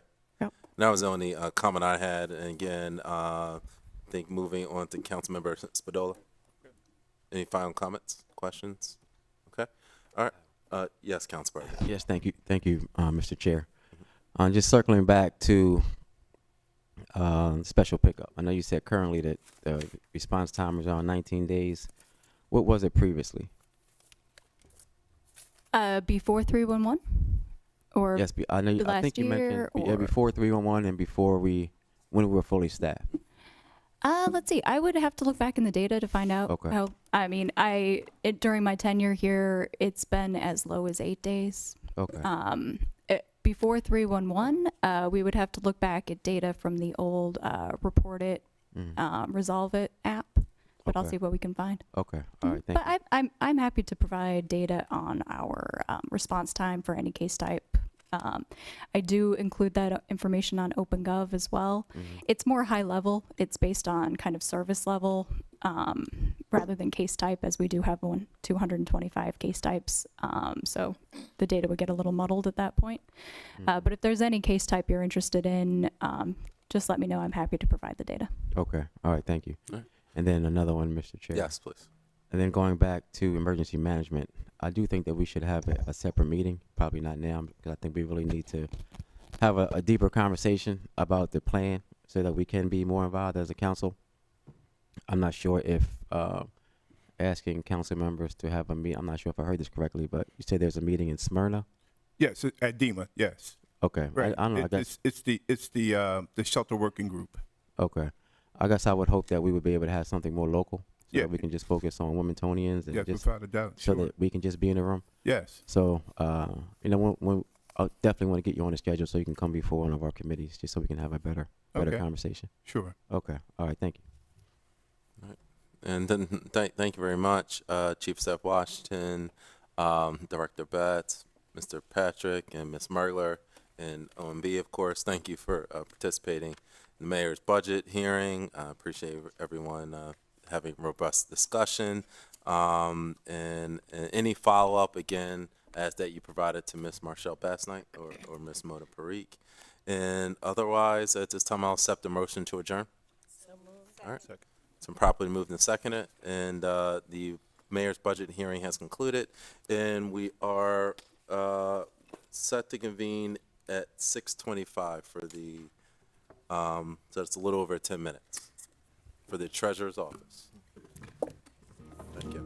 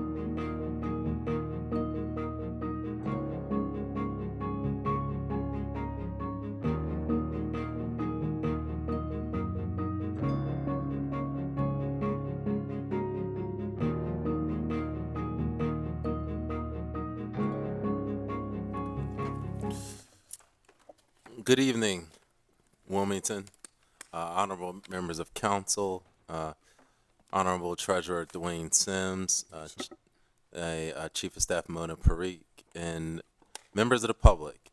Today is Monday, April 10th, and I'm calling to order the Finance Committee budget hearing for the City Treasurer's Office.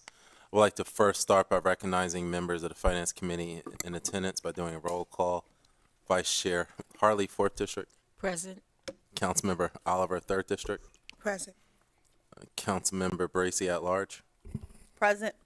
Councilmember Field, 8th District. Present. And I will also like to recognize councilpersons and other councilpersons in attendance. Councilmember Mills. Present. Councilmember White, 1st District. Present. Do we have any council members? We have Councilmember Darby, 2nd District, on Zoom, and Councilmember Spadola is on Zoom as well. And as you float in, please let me know so you can be recognized.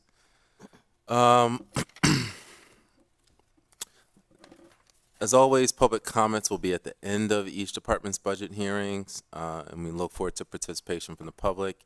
Public comments limited to 3 minutes, and if there's any follow-up information that cannot be answered tonight, we will have our Chief Financial Officer, Ms. Marshall Bassnight, track the questions, and it will be on City Council's budget website.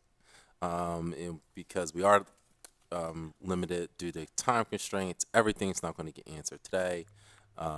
Questions council members have, or even questions the public has, but we will get the answers, and we will put them online.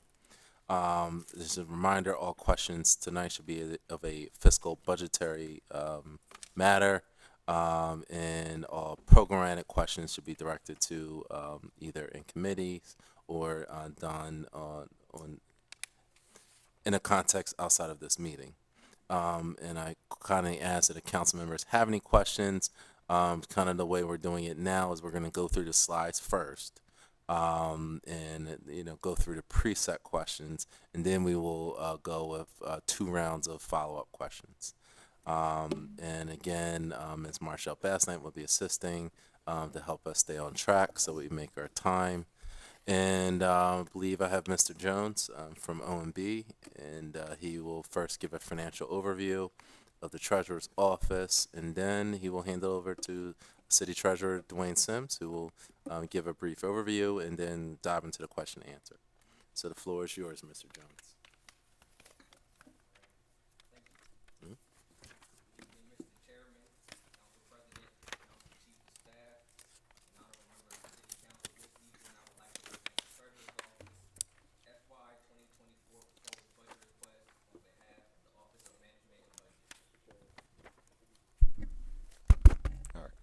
Mr. Jones, can you adjust the mic? You hear me? Yes. Okay. That's better. Yep. All right, next slide. Funding for the Treasurer's Office is derived from the general fund and all pension funds. The department is requesting a total amount of $6.7 million, with the pension funds representing over 93% and the general fund with less than 7% of the total budget. Next. In the general fund, the department is requesting a total budget of $451,000, an increase of just $1,000 compared to last fiscal year. Next slide. On to the pension funds, which consist of Pension Plan 1, Plan 2, Plan 3, Pension Healthcare, and both fire and police pensions. It's requesting a total budget of about $6.3 million. Next slide. Personal services across all funds decreased in total by $4,036, primarily due to a citywide hospitalization increase being offset by just a single employee changing to a lower cost plan within the Treasurer's Office.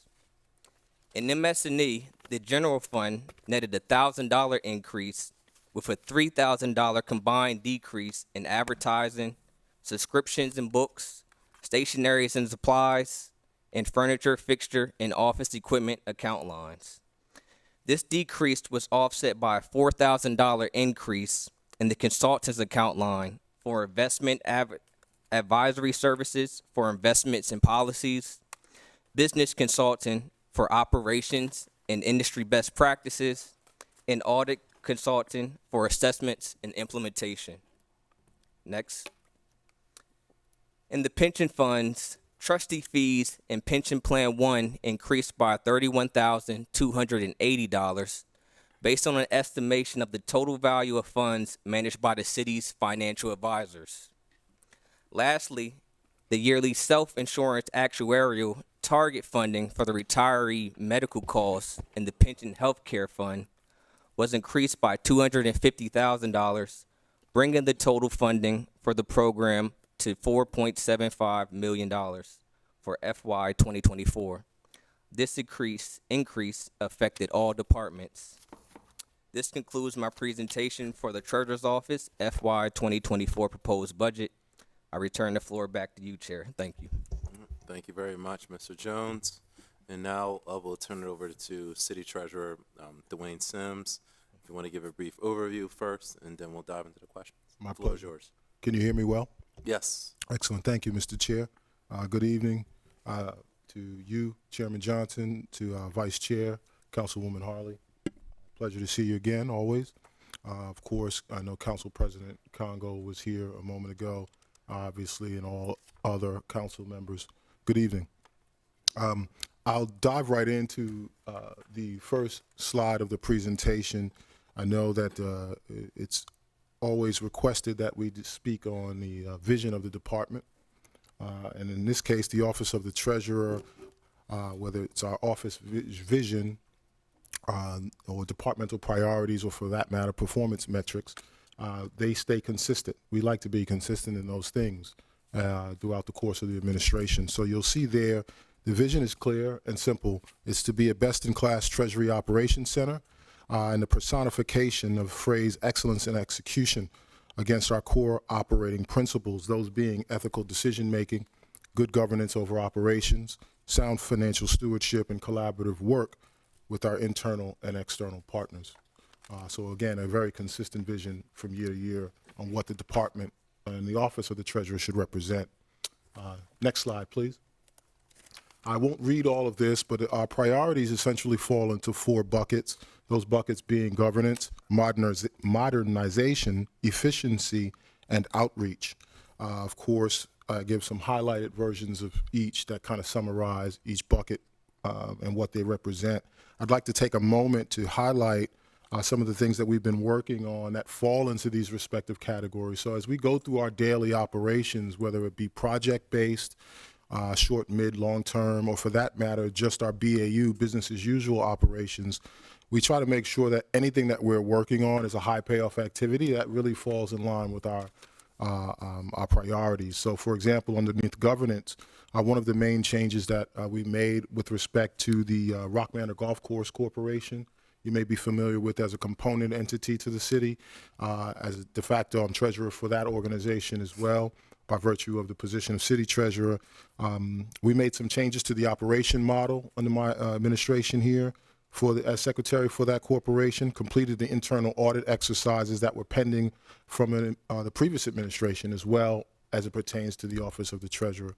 So important governance actions that have taken place under that priority.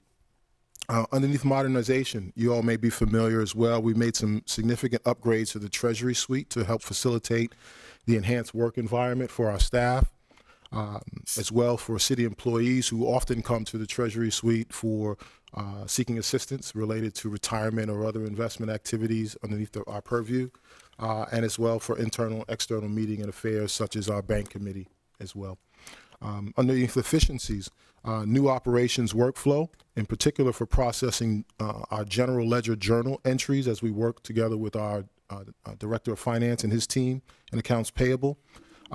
That workflow change gained efficiency such as reducing our reliance on paper within the department, And it's enhanced tracking capabilities related to those journal entries, and of course, faster approval times, which we're really happy. We came into a backlog back in 2021 that was over 8 months worth of journal entries, and we were able to clear those, work through those over the course of the first year of our administration, and then we figured out that there was a better way to do it, and that's been working quite well for us. And then last but not least, outreach. Being sponsorships and of course events that we like to attend, to of course relationships. So since taking office, we've had over 15 different events and over 40 different 15 different sponsorships and over 40 different events as well. So these are some of the examples that I like to highlight, and we'll continue to track these as well as we move through the administration. Next slide, please. Performance measures. Excuse me. So what we like to we compare ourselves. Some great advice I received years ago in the bank is if you can't track it, you can't, if you can't measure it, you don't know how you're performing, right? And so the three main highlights that we like to measure ourselves against in terms of performance are reducing risk and increasing returns, reducing overall fee expense ratios, and a commitment out of this office to diversity, equity, and in our investments. So as you can see here, underneath each bullet point, we've reduced some significant levels in the pension of fiduciary risk by moving to what's called an OCIO, or outsourced chief investment officer structure. We've also have regularly scheduled portfolio balancing reviews, which keep us on target. I'll talk about that in some of the later slides. And of course, we've diversified our bank relationships, which was really important for us. We've seen that in the budget with respect to increased income at the bottom line in terms of interest income and revenue. Reducing the fee expense ratios. This year, we're projected to save for the pension $228,000 by some of the changes that we made through the most recent pension amendment. And the investment policy statement amendment, to the pension. So that $228,000 annualized fee savings, again, that's an estimated amount, but if we hit our benchmarks, we should be able to realize that number as well. And last but not least, a commitment to diversity and equity, and I mean a real commitment to diversity and equity. For the first time that I can be aware of, or that I'm aware of, we've made a significant commitment by amending the investment policy statement to articulate a minimum 51% MWBE investment manager participation. You'll see highlighted in parentheses there, AUM versus number of investment managers. That's a very important distinction, right? The number of investment managers is how we were tracking our commitment to diversity prior to my administration. And that's one way to do it. It's not necessarily a wrong way to do it, but it can come across, it can mischaracterize the percentage numbers can be mischaracterized. For example, if you have 4 investment managers and one of them are a diverse investment manager, MWBE, then you can claim a 25% participation rate, right?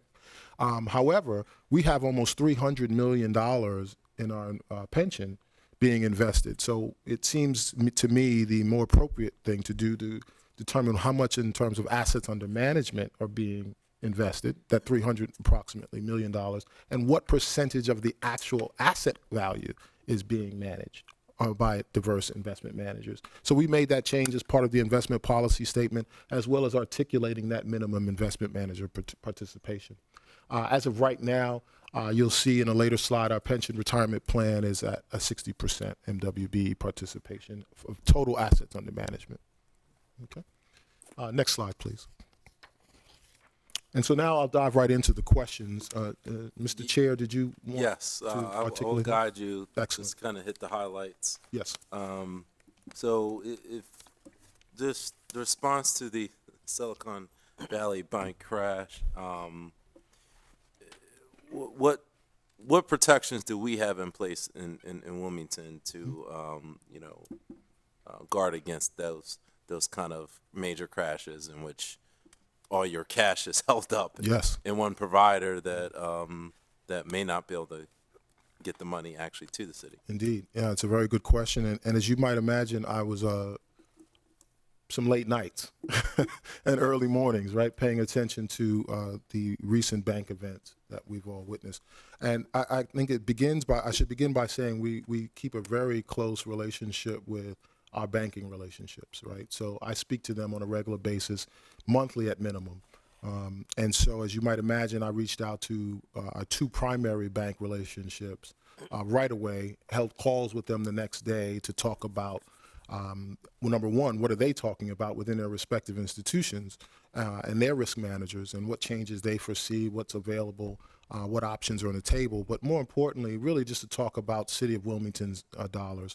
So as you see, I have highlighted here, there's some really important things to remember. First and foremost, Treasury is required to maintain a conservative approach to cash management investment policy. So when we start talking about the products that we can actually invest in, they're conservative products to begin with. We really stay away from speculative products. So if you recall, Silicon Valley Bank was a primary bank. Well, those were, if you may, and those were Treasury bonds, weren't they? Well, some of them Those were. primarily. Yeah. Silicon Valley Bank, though, their customer base, which I think is really important, was primarily going to involved in some of the more highly speculative, though, products that you'll see out there. For example, there were also oftentimes cryptocurrency based clients, or for that matter, digital currency clients, digital payment companies, et cetera, and also venture capitalist firms which invest in early seed funding and those types of firms. So that was a significant portion of their client base. And so, but at the end of the day, what we really had there with Silicon Valley was a failure in managing risk, is what it boiled down to. And so when you look at it from that perspective, what you really want to do is deal with, obviously, larger financial institutions, more established institutional names, number one. And number two, what are their core business? Are their core business units diversified as well? And you tend to see that with the larger institutions. But again, we're mandated anyway to deal with more conservative products, like you see I have highlighted here: high yield checking account, certificate of deposits. Those will be the things that you'll see primarily. The other thing that we do is we work with these institutional names, bank names that have accounts in our primary government, for that matter. So as you're familiar with the Treasurer's report, not the pension side of the report, but the primary government or administration side of the report. By and large, we receive they're all collateralized in excess of 100%, and that's in addition to the FDIC guarantee at $250,000, which you might imagine is nothing. Doesn't compared mean to much in this context. Exactly, in this context, right? So it's very important to have our positions and our deposit fully collateralized. I receive every month, minimum, the report is produced every week, but both of our financial institutions that we have the predominantly of our funds in, I receive the collateralized report from them every week. But I get it, a staff member gets it every week, I receive it every month and review it from the staff member. So we're either anywhere between, at any given point, anywhere between 120 to 150% collateralized. In short, what that means is 100% of our capital investment or deposit, an additional 20 to 50%, depending upon the collateral unit that the institution uses. And last but not least, our Treasury pension investment funds are governed according to the city's pension investment policy statement, which I spoke about a moment ago, that we made a most recent amendment to. It's administered by our dedicated pension advisor and actively managed as a diversified portfolio of pension investment managers. The bottom line within pensions, they're different, right, from cash deposits. Pension is subject to market volatility and potentially loss of capital. One look at our treasurer's report, pension reports, you'll see how it fluctuates. We manage and track that those fluctuations with every treasurer's report that comes out on a week-to-week basis. So I actually get another report every week that we actually started in our administration to see the variance changes at every fund level week over week. So we track it really closely.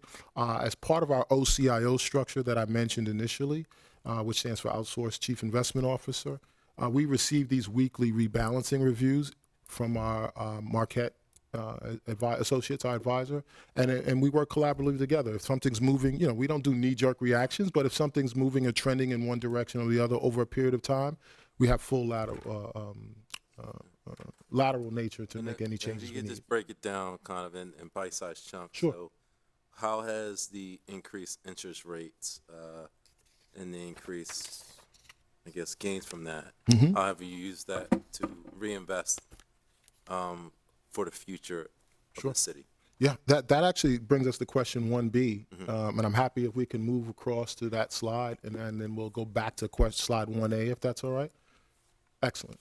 So you see here, the question was really to try to give us a context around how the increased interest rate environment, right, has benefited the city, and some of the strategies that we employed. Essentially, you'll see here, I gave the first two bullet points are really just to give you context on how we got to this point, right? So pandemic combined with, economic policy at the federal level, you end up with, it contributes to higher inflation environment, right? And of course, the FMOC, Federal Open Market Committee, went ahead and they've been, as we've all been following, aggressively increasing rates, right? And we've seen that over the last easily year to year and a half, if not. Those rate hikes, of course, increase borrowing for consumers and businesses alike. But at the end of the day, the good thing for us is, making investments in those deposits, it means higher yield opportunities.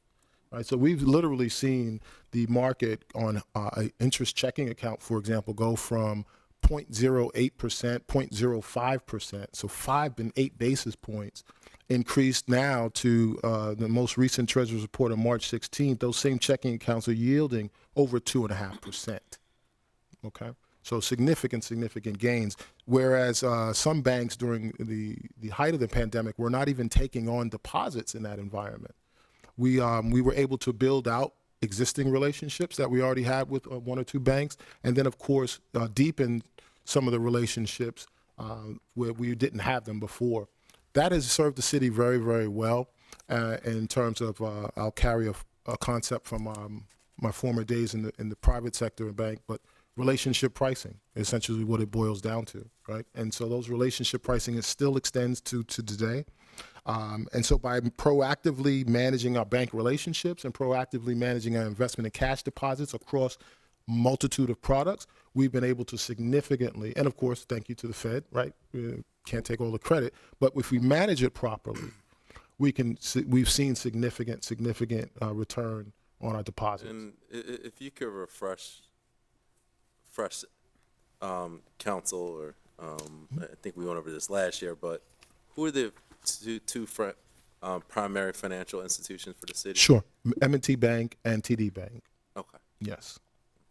Yeah. And we have, one look at any of the treasurer's reports, you'll see that's where we actually built this treasurer's report out. It didn't contain all of this detail before, but, I don't think when you're talking approximately 500, million, $500 million, I think it's important to give you the details. Excellent. Yes. I would like to recognize Councilmember Cabrera and Councilmember Fields for the record. And then if I may, Mr. Chair, if we go to the previous slide in 1A, I think, the question was there just to show you what those gains look like over time, over period, year over year.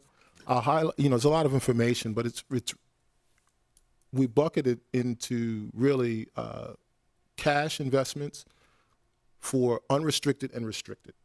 So at the bottom line, you see I've highlighted in green just to make it pop for you. But at the end of the day, you see liquidity accounts, 45.2 million in liquidity accounts in March of 2022. March of 2023, we're now at 76.23 million.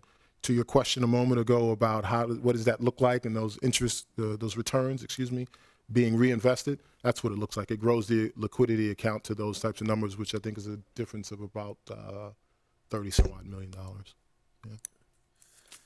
thank you. And if we can move to question 2, yes, City Treasurer, we could talk about the fund balance again. Seems like our fund balance is now in a great position, 40% city's budget. What strategies are you using to double down on this balance? Great question, and I'll actually, I think it's a great segue from the previous question. Back to our conservative posture of investing, right? We one of the first things I did when taking over was reach out across the plaza here to the state treasurer's office and build out that relationship. They have a cash management policy board that I thought gave some great lessons learned and great policies that we could really adapt and use and leverage and use here in the office. So that's been very successful for us. Part of that is it speaks to the conservative nature of these investments and that we're using, the deposits really.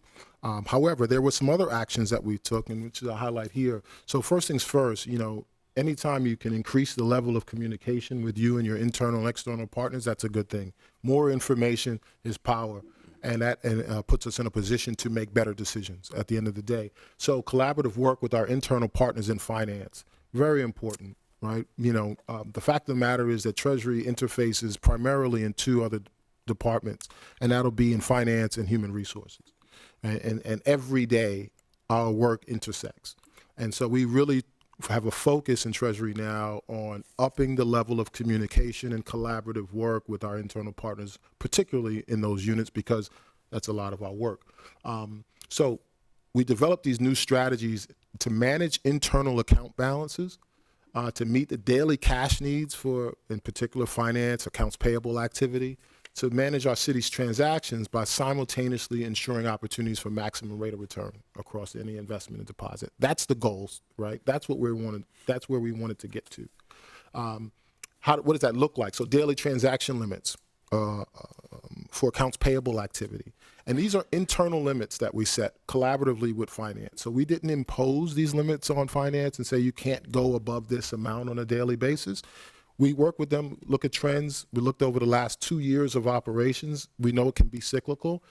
We work with the accounts payable department to come up with a healthy balance, so that we make sure that we have more money to invest, which obviously, as the rates increased, it worked out well for us over the years. So you'll see that those daily transaction limits. That's also a control mechanism, as I mentioned here, to curtail high turnover in the general account, right? So we're not just domiciling all of our funds in the general fund where it's a sweep account that has a lower rate of return. We want to be able to put that money to work every day for a higher yield. And so that's the second to last bullet point. And last but not least is forecasting measures, as I mentioned, payroll, accounts payable, pension. What kind of money will we need coming up? And so we make sure that that's available. Everything else goes into investment. Very well. If we could move to question 3, we could talk about the fiscal capital program. Yes. This is something that's, of course, great interest to council. We have a lot of requests that always are pending. Can you talk about the mechanisms in your place to assure best use of those capital funds, and then also talk about the delay that we have by staggering going to the bond market? The notice, I believe we're in the 2019 bond market right now. No, we've done 2020, so there'll be 2022. 2020. Okay, no, we're a few years behind. Yes, so. sir. It's usually on a 2-year cycle. Yes. So yes, we'd be going out for 2022. So can you break that down and make it really easy to digest? Because this is a question that comes up often on council about just the capital programs and what it means. So. My pleasure. Excuse me. So I think, as you just highlighted, Chairman Johnson, two different questions, right? It's built into one, though. One is the best use of, or determining the mechanism for best use of funds for projects. The second is around, as you have listed there, avoiding negative arbitrage, or essentially running afoul of IRS regulations on returns. So I list these bullet points here. I won't go over each one, but I think the salient point that I'm trying to relay through the bullet points are that on the first question around selecting projects, the Treasurer's Office has a very limited role in actually selecting what projects come for that capital borrowing, right? Now, obviously, as you might imagine, we do have indirect influence, and as I list here, we do sit on the bond committee as a participant on the capital review committee as well. But the Office of Treasurer does not have has an indirect and not a direct authority over what projects. That's coming from the mayor's office on what projects. And again, typically, as you know, Councilwoman Johnson, some type of collaborative work, I'm sure, with the city council as well, right? As you mentioned, you have a number of projects that are up and available. So getting to the question. Okay. Because you said a lot there, but I just wanted to narrow down on the savings, because by delaying, because I've noticed there's it's getting more and more staggered. What is there a savings, if any, that you know of by delaying going to the bond market Well, I would, as much as we are? yeah, I would couch it not necessarily as candidly. I wouldn't couch it as a savings because it's not a matter of if we're going to go to the market or not, right? It's a matter really of when, and when is going to be determined by a myriad of different, characteristics and possibilities. So I mentioned that actually in the next slide. So I'm happy to jump right into that. And maybe it's easier too, because if you look at now, right, and we can go to the next slide. If we look at now, the things we pass now may not, if the cycle continues, may not go to the bond market till 2026? 2 years from now, yeah. So, I mean, really 2025, 2026, yes. Okay. Yeah. The key here, I think, that I want to relay is, two things. One, we are in a better cash position than we have been in some time. So there's a discussion happening, as you might imagine, amongst bond committee and an administration. And one of the reasons we have not gone to the bond market yet is because you don't want to incur additional debt, although there is debt that falls off, right? But no need to incur additional debt if you don't have to, if there's other alternate means of financing the projects that are on deck. What do I mean by alternate means of financing? We have capital lease program, for example, which gives us a different option as opposed to going to the bond market. We also have other alternate means that you've seen in the past, whether those would be bond anticipation notes, which end up potentially getting refinanced when we do go to the market.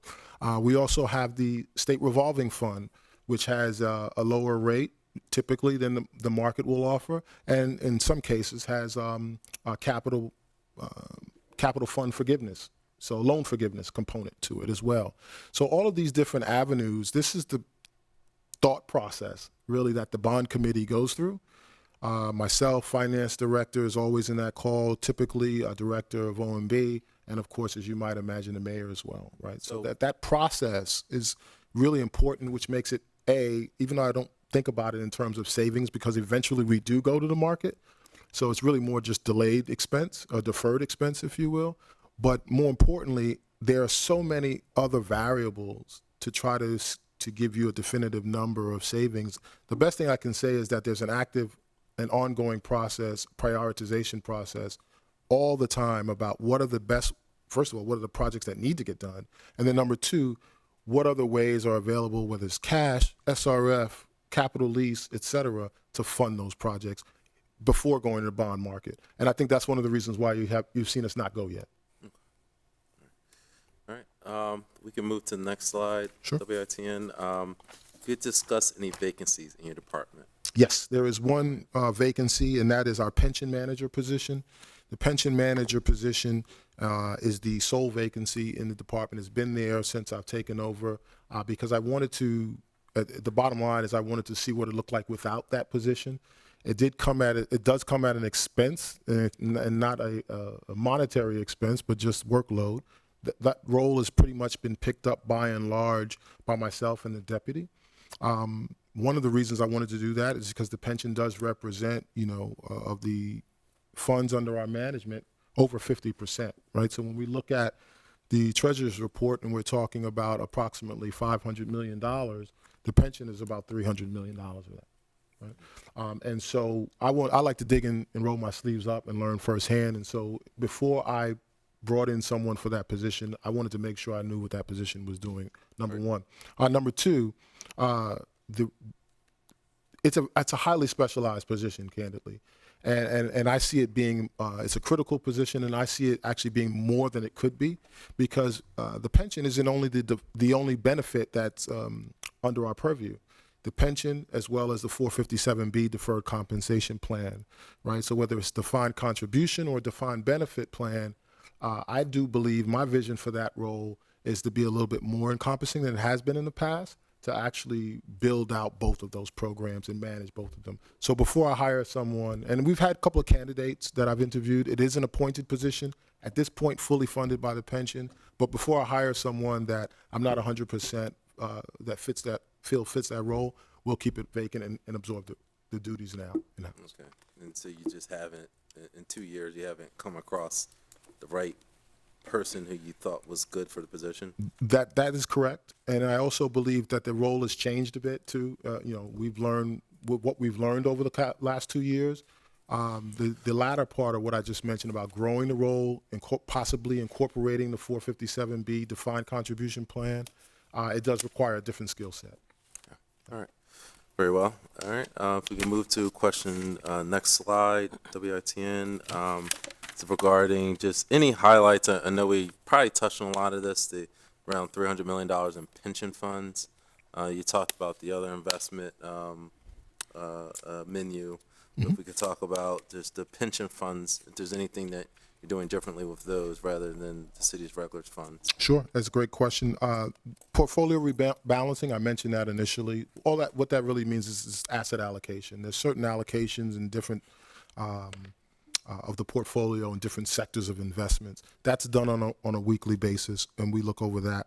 We added infrastructure sector to the pension plan to help diversify it as well. As you might imagine, I'm sure over the last several years you've heard at the federal level and internationally as well, there's a major push towards infrastructure investment. And we felt that that was important for the city to get into that early, to be able to capture hopefully realize some of those returns at a later date. And then I mentioned some of the fee savings. I touched on the $228,000. That money goes back into the pension plan, right? So and less contribution hopefully needed to become fully funded lies with the general fund. An additional $5,400 in annual savings for the OPEB fund. And then, of course, we updated the city's funding methodology as well for the pension. So it's something called a smoothing or 10-year smoothing as opposed to target fully funded. We reassess year over year and smooth out any differences over the course of a 10-year period. All of those have worked together along with our investment advisors, Marquette, and our pension actuary, Chiron. Those were all recommendations that came out of our work together. This begs the question: how have you been successful in finding these diverse, managers? Because we have a lot of departments in which we don't get this result often. Yeah, understood. What has led you to be able to do this? Sheer will. I'm being candid, right? You've got to want to do it. These investment managers have been out here for some time. And so if I go back to my, some of the departmental priorities, and I mentioned in there a commitment to diversity and equity, and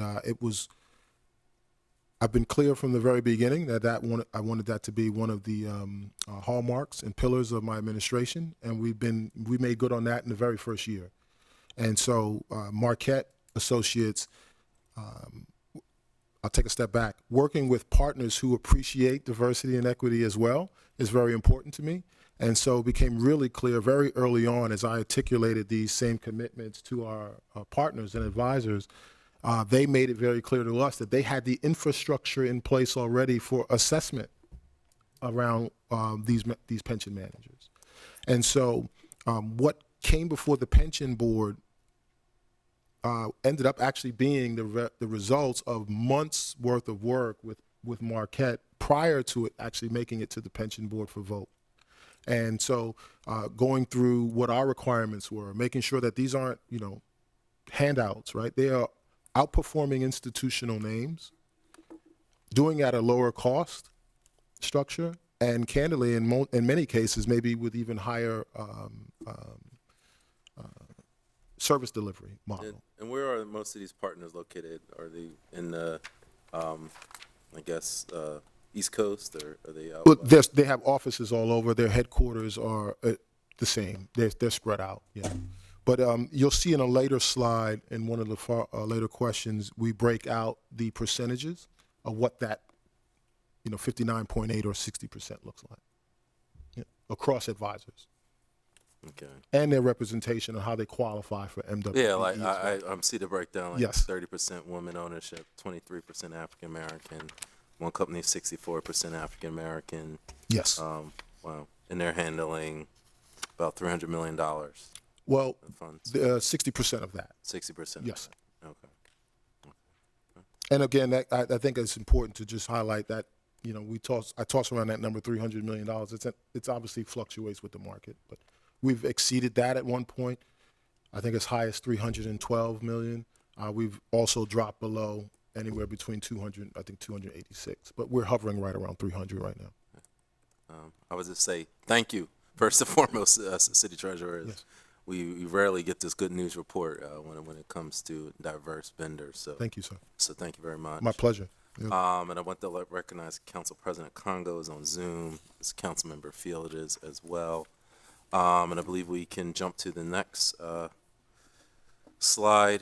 City Treasurer, any highlights, just high-level highlights about the self-insurance fund? We mentioned, you know, there's very important here, you know, there's different ways to couch the conversation of diversity.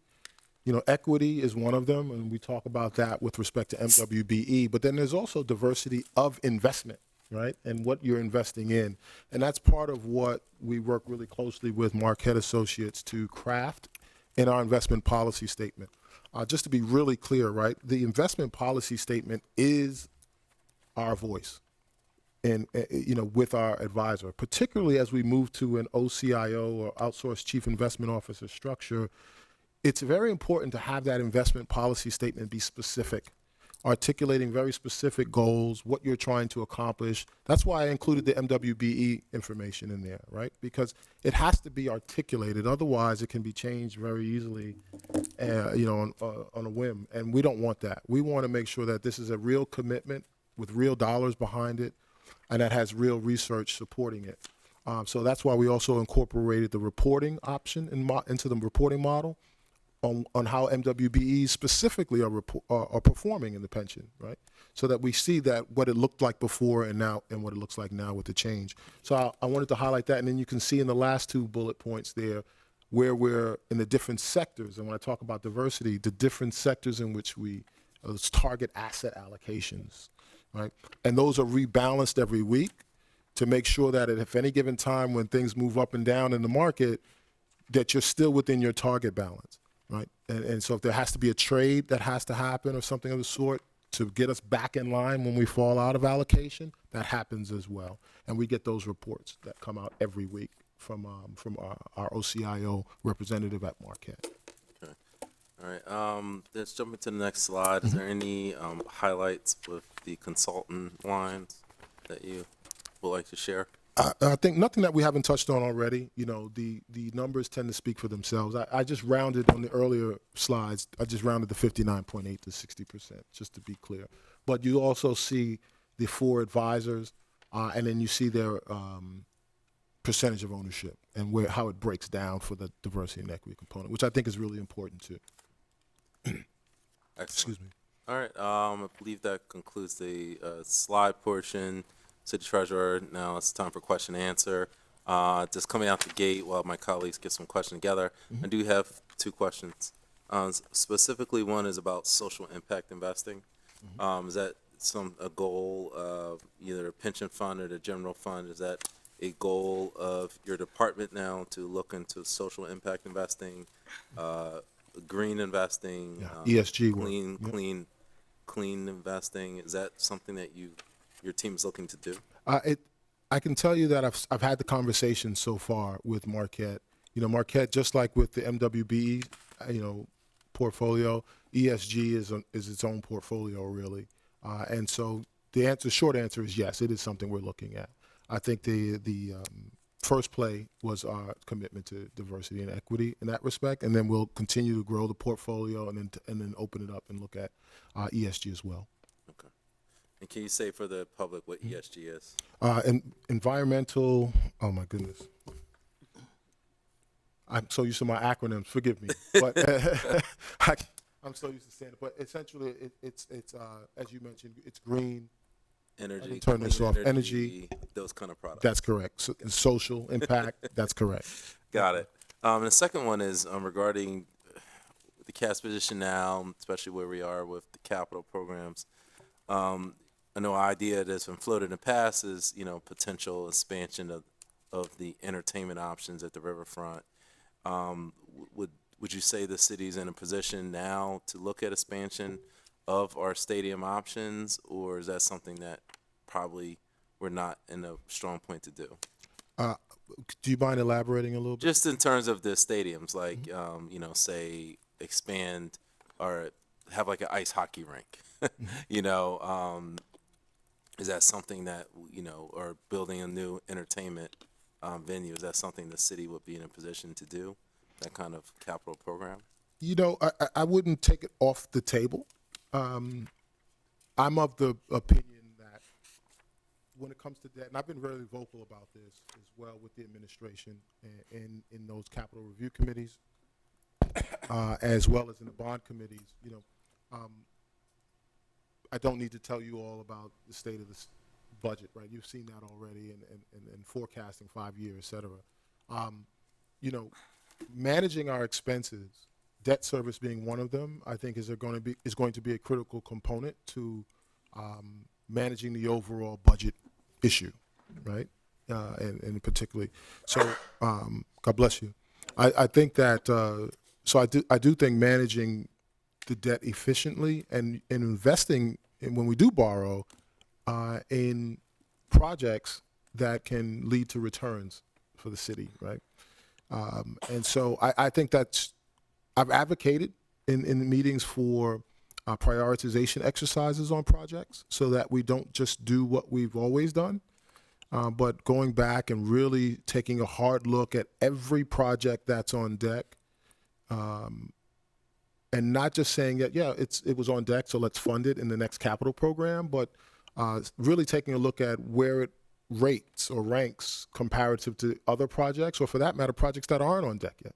So yes, I can't say specifically that I think we're in a position to do a stadium. Again, there are a lot of variables around that. Land use, pricing, you name it, appetite in the bond market, many, many variables. But I do generally support, bless you, sir. I do support looking at options like that, yes. All right, thank you. So questions I have, any questions from members of council? Vice Chair Harley? Yes, thank you, Mr. Chair.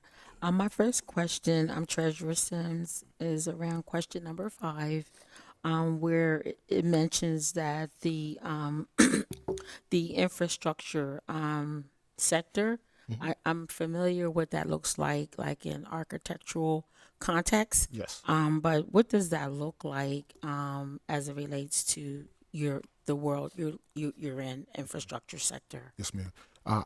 If I may, I want to go back to ESG, environmental, social, and governance. Governance, yes. Okay. I get caught up in my acronyms sometimes, and I forget. So, yes. So, the question around infrastructure, I think we should begin by saying we went with an established institutional investment company, well, that does investment, JP Morgan. We have a substantial position. We made a substantial position of $13 million in that. So when we talk infrastructure, we're talking public and private infrastructure investment, but typically on a large scale. So we're airports, bridges, tunnels. We're doing domestically and internationally as well. So that's all part of the portfolio managed by JP Morgan through their infrastructure investment fund. Follow up, Mr. Chair. Yes. So in the world that I live in, the examples you just gave are the ones that I have in mind. So I'm not sure, like, how does that equate to the city's budget or revenues? Or are we giving money to them to support these efforts as it relates to Wilmington? That's what I'm trying to connect the dots. So no, they're not Wilmington specific, right? This is JP Morgan's infrastructure investment fund. So what we end up doing is investing that $13 million in their investment fund, which invests in opportunities to both domestically and internationally in those areas that like on those types of projects that I just mentioned. Okay, interesting. That's kind of interesting. Thank you. And then one other question, Yes. Mr. Chair. I'm sure it's in your presentation, but I didn't see your discretionary line. Is it in this presentation? No, it wasn't part of the question, so I didn't include it. Oh, okay. Well, if I may. Yes. Your discretionary for your budget is it reoccurring in this budget as it was the last budget? It has. We've actually, as an office, been a very important component of every budget I've put together so far, this being the third, to reduce the amount of money that's been allocated to at discretion. And I presume, I should verify, but when we talk about discretionary funding, I presume you're mentioning community services, community activities, grants to agencies. We've made a very intentional decision to reduce the amount of money that was sitting in those discretionary buckets and reallocate them to our departmental priorities of governance, et cetera, right? So for me, it's,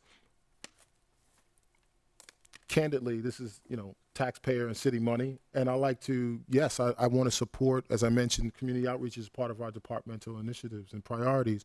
But I do think there should be a limit on that. Our focus and goal is primarily on the work that we're doing and bringing our vision, departmental vision that I articulated, into reality. And to do that, we need to really, invest our money back into the department and getting the department to be a first class, best in class operation, treasury operation. And so we've reallocated the money to that area. I like that concept. So my last point or question is, so how much did you slash it from your last budget? Yes, ma'am. So in the fiscal year 20 actual, there was over $26,000 in that budget across two buckets of community service and grants to agencies. In our 24 proposed budget, we're at 4,000. 4,000? Yes, ma'am. Whoa. So you redirecting all those funds into other priorities, you said? Yes, into hiring primarily consultants, or for that matter, into other areas. We did something, as you know, it's not cheap to do renovations, so we did have some money for renovations. But again, it's about being a best-in-class treasury operation, not just for our staff, but for city employees who come in to get regular counseling around their deferred contribution plan, or for that matter, their deferred benefit plan. We have bank meetings that come in. So we wanted to have a nice facility, and also staff. They needed to have a revamp. That place, the Treasury office hadn't been redone maybe in 30 years, right? So if it's any indication about what's been done in the past, the architectural changes I made will last for another 30 years. Okay. All right. Well, thank you very much. That's all I have, Mr. Chair. My pleasure. I haven't seen the new office. I gotta check that out. You're more than welcome to come by, Councilman. So no, it's very important. It's a serious place to do business. It is. All right, Councilmember Mills. Yes, thank you, Mr. Chair. And I've said off the record, Treasurer Smith, how I think you're doing an excellent job. So I take this opportunity, to say it publicly. I truly think you're doing a great job. Thank you, sir. I did have a question in reference to the daily transaction limit. And one, how did that come about? And was there any pushback from the department heads, and how was it going? Great question. I'll do it in reverse order, because I think that's how my brain tends to work, with the end in mind. No real pushback at all that I can note of that was significant enough to cause concern. What I find is that when you start with the end in mind and it makes sense, people tend to get on board, right? I think we all want the same thing. It's sometimes we just vary on how to get there. But at the end of the day, what we found is that there was an unnecessary amount of money, maybe in the past, just sitting in the general fund. The general fund being one of the lower returns that we have. It's a daily sweep account. So at best, if you look at the Treasurer's report, we're sitting at 0.01%. So there's right now 18.8. Well, as of March 16th report, there was $18.8 million sitting in there on a daily return of 0.01% of about $4. Wow. So we don't want to keep money just sitting in the general fund because it's the place to be, and maybe that's where it came into, right? The point is to be proactive and actively manage the cash, right? And so as we worked with accounts payable, we looked at some historical records of what our cyclical spending looks like in terms of AP and payroll. We worked together with our pension team to figure out what our advances would need to be for state contributions, et cetera, and what that looks like on a cyclical basis. And we came up with an approach that we felt like has been working for us. So that daily limit, and by the way, I should say, there are exceptions to that limit as well, too.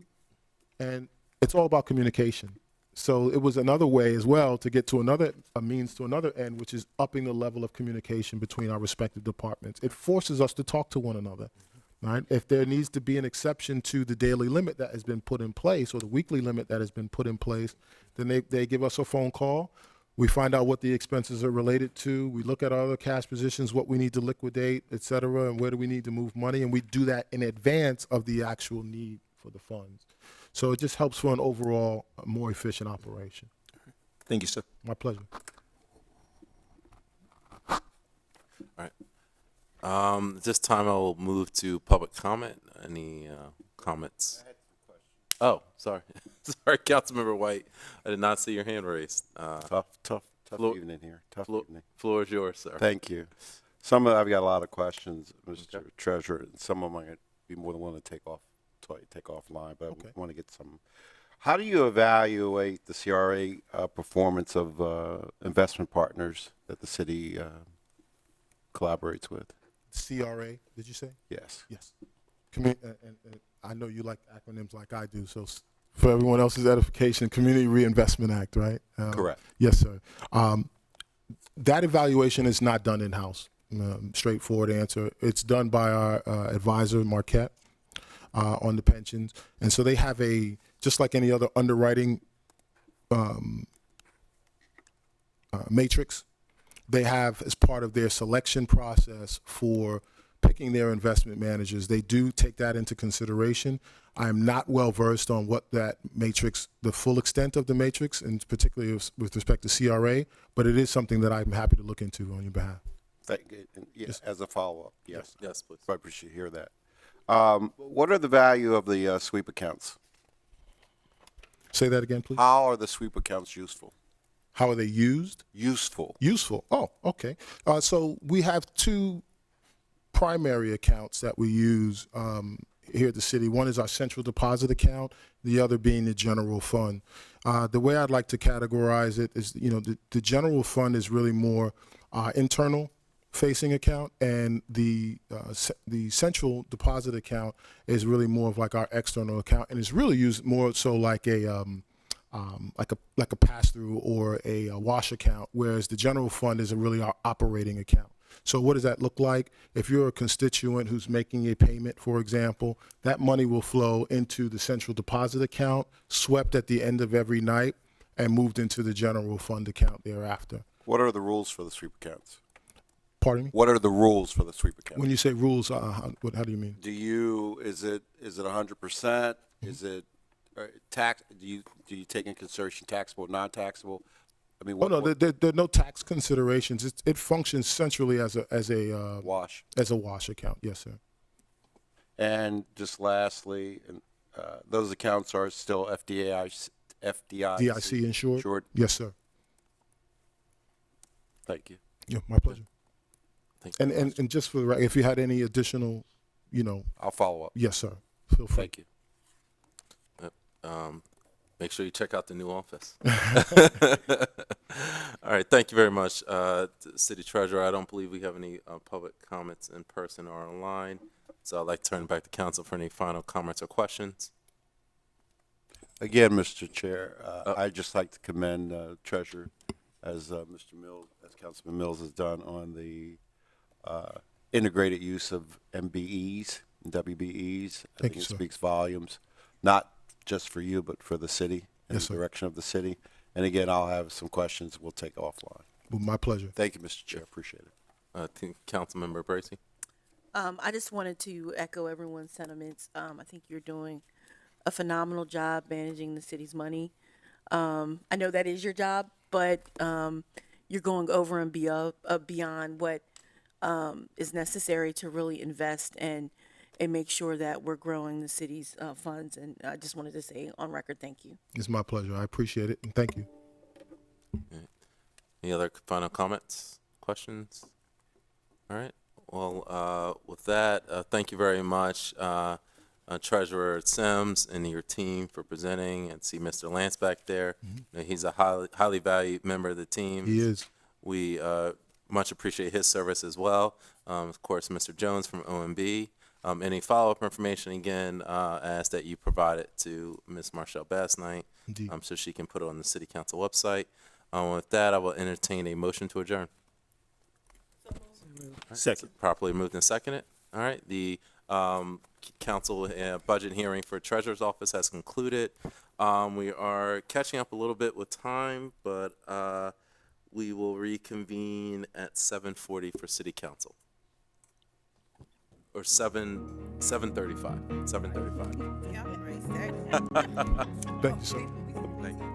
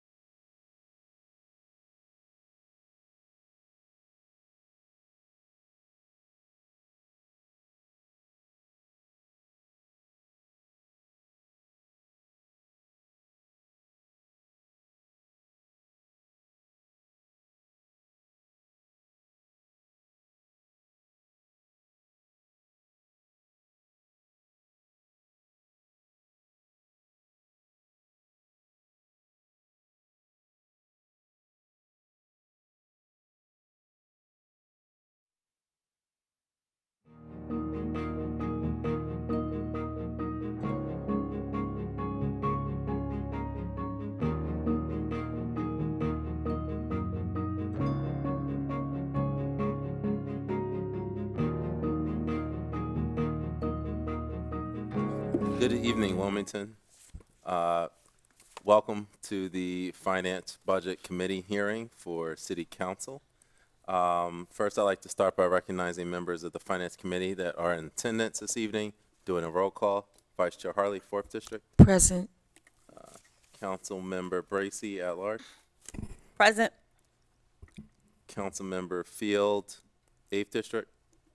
Present. Council Member Spadola at large. Present. Council President Congo. Here.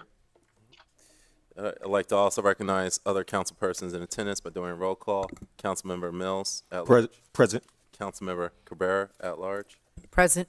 Councilmember Fields, 5th District. Present. Councilmember Darby. Present. Councilmember White. Present, Mr. Chair. All right. I'd also like to inform everyone that public comments will be given at the end of City Council's budget hearing, and we look forward to participation from the public. Public comment is limited to 3 minutes.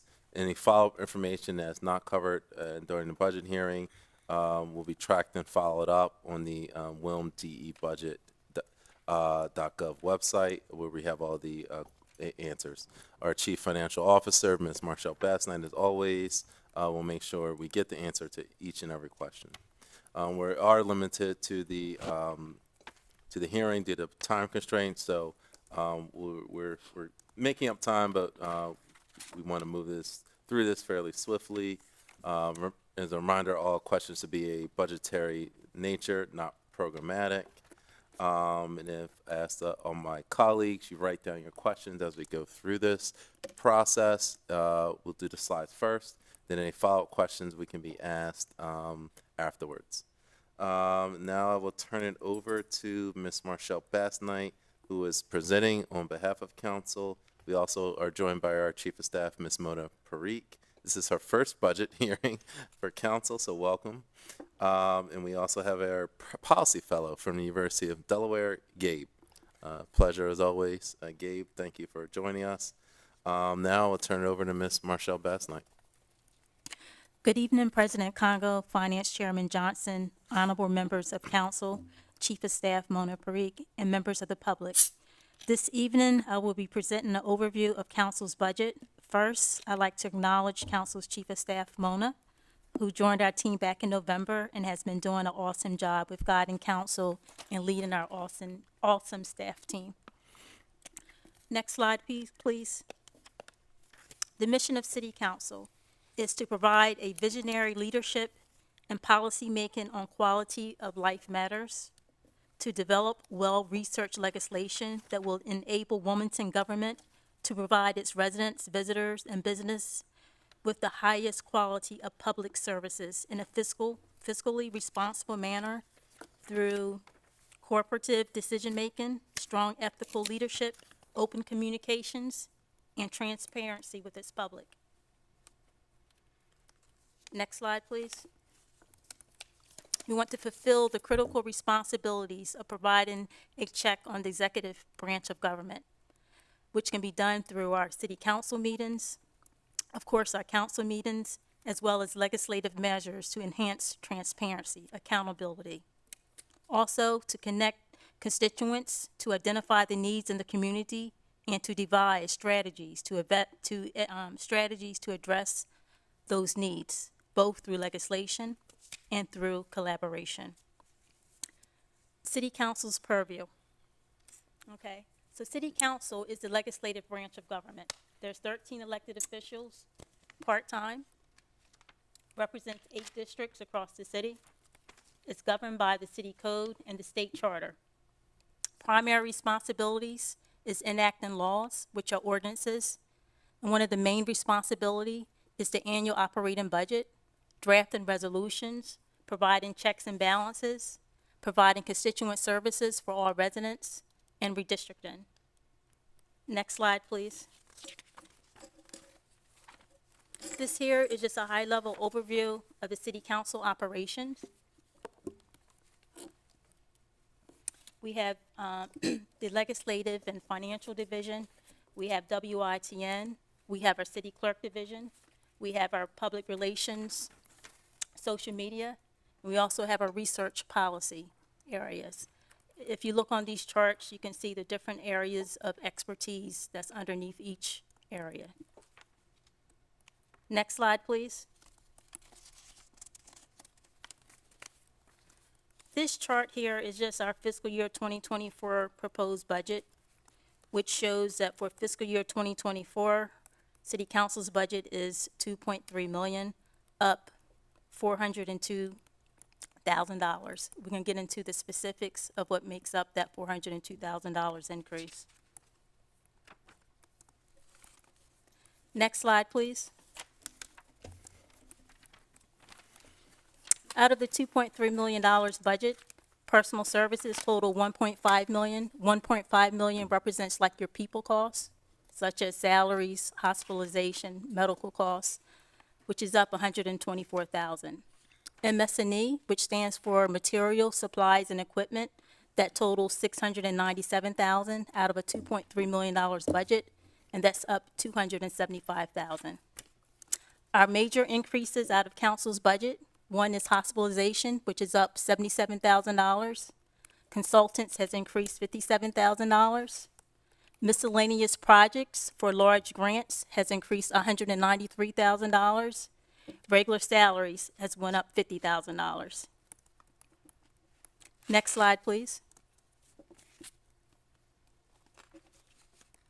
For the personal services, for $1.5 million. As I mentioned before in a previous slide, salaries have went up $50,000. Of that, $39,000 is due to COLAs and staff performance development for our staff. We still have $62,000 in our budget for our temp salaries. The temp salaries funds our 2 part-time office receptionist positions, a policy intern, as well as a summer internship. Have $20,000 budgeted for professional staff development, which is to fund support for staff pertaining to work performance. And as mentioned in the previous slide, hospitalization increased $77,000, which has to do with healthcare costs. The $1.5 million also funds 19 positions, which is inclusive of 13 council persons and 8 full-time staff positions. Next slide, please. Out of our budget, $697,000 is for MS&E, materials, supplies, and equipment. That went up $275,000. Out of the $697,000 budget for MS&E, $211,000 is for professional services. That represents $75,000 for our outside attorneys, $57,000 for 2 policy fellows from the University of Delaware, or it could be Delaware State University. What is new, out of this account line, we added $20,000 for a project manager and $30,000 for a consultant expert for various issues that might arise. Next slide, please. Out of the $697,000 for MS&E, $406,000 represents community activities, and that increased $201,000. Out of our community activities, there's $130,000, which represents council members' discretionary funds, which is allocated at $10,000 per council member. That amount has not changed. There's $10,000 allocated for parades and festivals, which has remained the same. There's $16,000 for ads, sponsorships, and tickets. There's $22,000 for community services, for supports, programs, and activities. That has remained the same. There's $227,000 in miscellaneous projects for large grants, and that increased $192,500. Okay, out of the $227,500 in miscellaneous projects, there's $15,000 for WCC, which is an annual grant.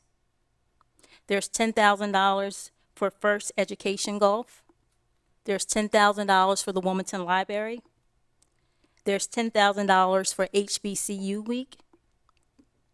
And the new cost in here is $175,000 for community support funds to be divided amongst 13 members of council. So that's a new item, as well as the HBCU Week for $10,000 is also a new item. Also, there's 7,500 for the Grand Opera House, which will be funds utilized for Annie remix production. That's also a new item.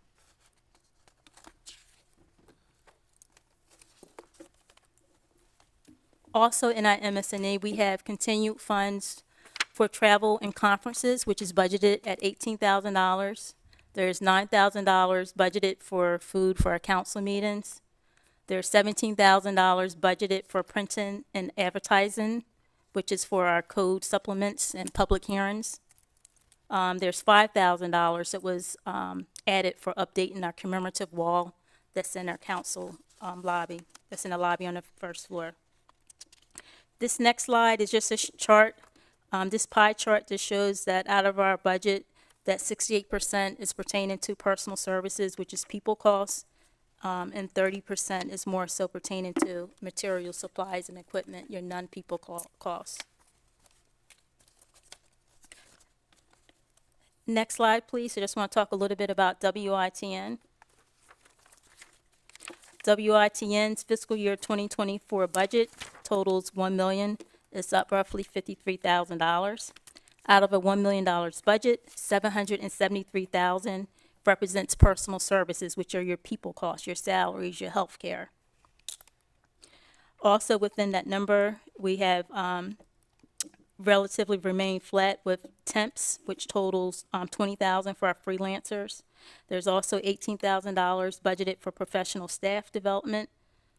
The $773,000, of course, it funds 6 full-time positions.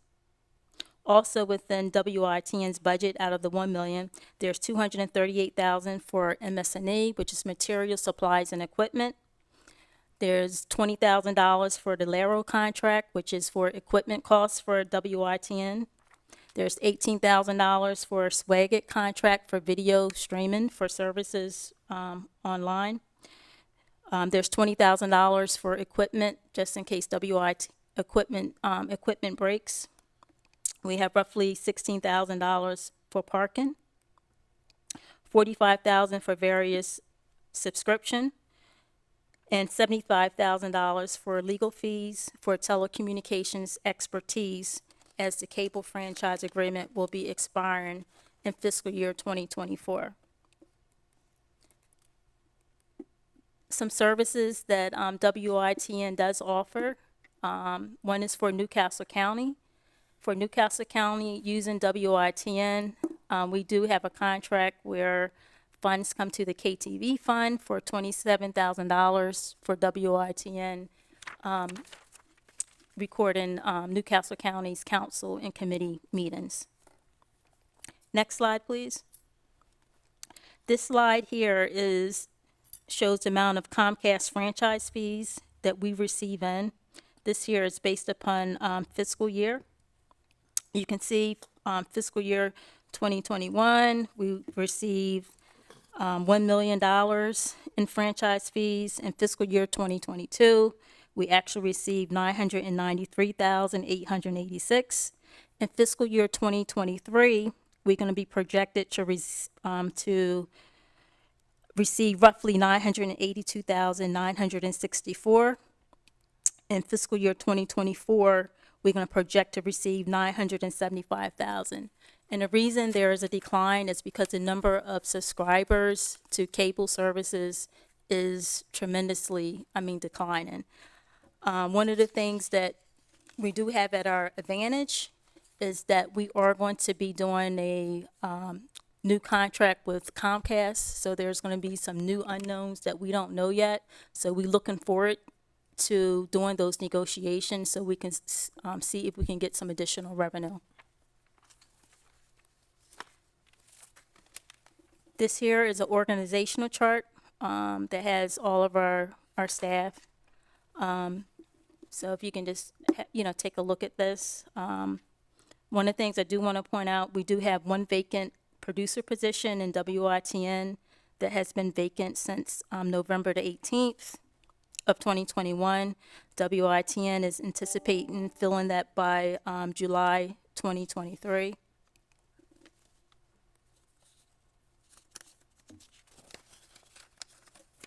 And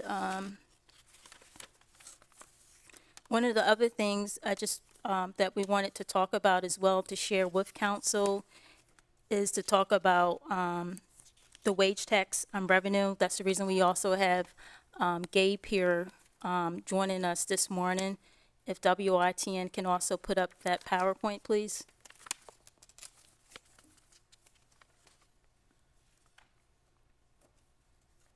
And while WITN is putting up that PowerPoint, this here is just meant to share with council about what it will look like to have increment increases in wage tax. We're not suggesting or recommending this. We just want to provide the information, as we had the opportunity for Gabe to do some research. And Gabe, if you want to introduce yourself and talk a little bit about the research that you have done. Thank you. My name is Gabriel Akempore, and I greet everyone. The central purpose of this presentation is to provide the need for us to look into our local income tax for possible income generation, as Michelle just said. So in this very short presentation, I will take us through the establishment of wage tax in Wilmington, practices of this particular type of tax across U.S., strategic changes across cities and the city of Wilmington as well. Then, and lastly, the financial projection if we finally settle down to make any change in our wage tax. Can we move to the next slide, please? Okay, so Ordinance 54 of 1973 made provision for the taxation of earned income tax, which we call wage tax in Wilmington. So the code expressed that this taxation is necessary to balance the city budget and to provide for the essential municipal functions of the city. So to talk about these practices across states, cities in the United States, I can tell us that specifically 18 states, including our neighbors, Maryland, Pennsylvania, New Jersey, we have many cities within these states that also have this wage tax that I'm talking about. So imposition varies across cities, states, districts, parishes, neighbors, and areas as well. So it's very, very flexible. As we can see here, in Delaware, Wilmington use this form of taxation, and our current tax is 1.25, wage tax. So for residents and for non-residents, in some cities we have this tax for residents, in some cities we don't have for non-residents. So for Wilmington, we have for residents and non-residents. In Philadelphia, the tax is 3.79% for residents, then for non-residents is 3.44%. In the city of Baltimore, for residents is 3.2%, then for non-residents is 1.2%. So what we can see here, what I just want us to note here is that for residents, Wilmington has the lowest taxation here for residents, which is 1.2%, if we compare to others. Can we move to the next slide, please? Wilmington has not increased its wage tax from 1.25 since 1983. I can categorically say that. So for the past 40 years, our wage tax has been 1.25 years since 1983. So it's a kind of rationale for us to look into that if we want to change it and if we don't want to. But this is just to project and to let us know that infinitesimal changes can be made to generate more revenue if we decide to change this. So in the last 10 years, Philadelphia has changed its wage tax more than 8 times. So we have not changed ours for the past 40 years. So the last time that Philadelphia has 1.25% was in 1956, which we have currently. So our wage tax is long overdue if we should go by this standard. So the city of Baltimore increased its own from 3.05% to 3.2% in 2011. So Baltimore also changes this regularly. New York, in short, 1966 was the last time that New York has 2% as its wage tax, and as of 1996 it was 4.46%. So in Detroit as well, we have it. So Wilmington has not changed its own for the past 40 years. That is the basic point here. Can we move to the next slide, please? So these are the ordinances for the wage tax in the city of Wilmington. 1973, the tax was 1.5%, more than what we have currently in 1973. So in 1978, it was reduced, maybe due to some economic conditions, to 1%. Then in 1983, it was increased to 1.25%, which is what we have currently. So we can look at this to know if we want any change to increase our revenue from this form of taxation, or if we don't want to. Can we move to the next slide, please? So if we decide to make small changes, infinitesimal change to this form of taxation, what will it generate for us? That is the purpose of this slide here. So if we increase it by just percentage point change here, just 0.1% change. So meaning that the tax will move from 1.25 to 1.35. So that will generate additional 5.3 million for the city of Wilmington. So which is still 1.35 is still one of the lowest rates in our neighborhood. So if we increase it by 0.25, that means that our tax will now be 1.5, which was what we have many years ago, 1973. So that would generate additional 13.3 million for the city of Wilmington if we do that. So if we increase it by 0.5, meaning that our tax will now be 1.75, it will generate $26.7 million. Then if we increase it by 0.575 rather, it will generate 40 million. If we increase it by just 1%, it will generate 53.4 million. If we increase it by if we double it now by 1.25, it will generate 66.7 million. Then if we increase it by 1.5%, it will generate 80 million for the city of Wilmington. These are just infinitesimal changes, percentage point changes that can generate significant, to some extent, revenue for the city of Wilmington without necessarily placing any burden on our taxpayers. So can we move to the next slide, please? So this is the projection. So if we increase it by 1.5, by 1.25, if we increase it by, so whatever we want to increase it, that would be the tax, and these are the revenue projection if we decide to make any change to it. The next slide, please.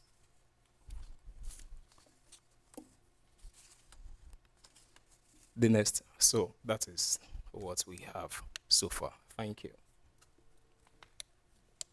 Mr. Chair, return it back to you. Gabe, thank you very much again for sharing that. Very valuable information, and I appreciate the deep dive because I know you did that report after talking with me and Council President, so I'm glad you were able to share that report, and we still need time to digest it, but it's important stuff, so thank you very much. Now, at this time, I'll turn it to members of council for any comments or questions, specifically for Ms. Bass-Knight or Chief of Staff Parikh. Councilman Spadola, I believe your hand was first. Thank you. First off, thank you to the staff for such a great job that they did tonight and always. On that note, I really think the only increase that we should see in our budget is for salary increases appropriate with the cost of living for both council staff and WITN, because I did have sticker shock when I saw the standalone budget for council and a 21.1% increase. Every other department except one has a single-digit increase.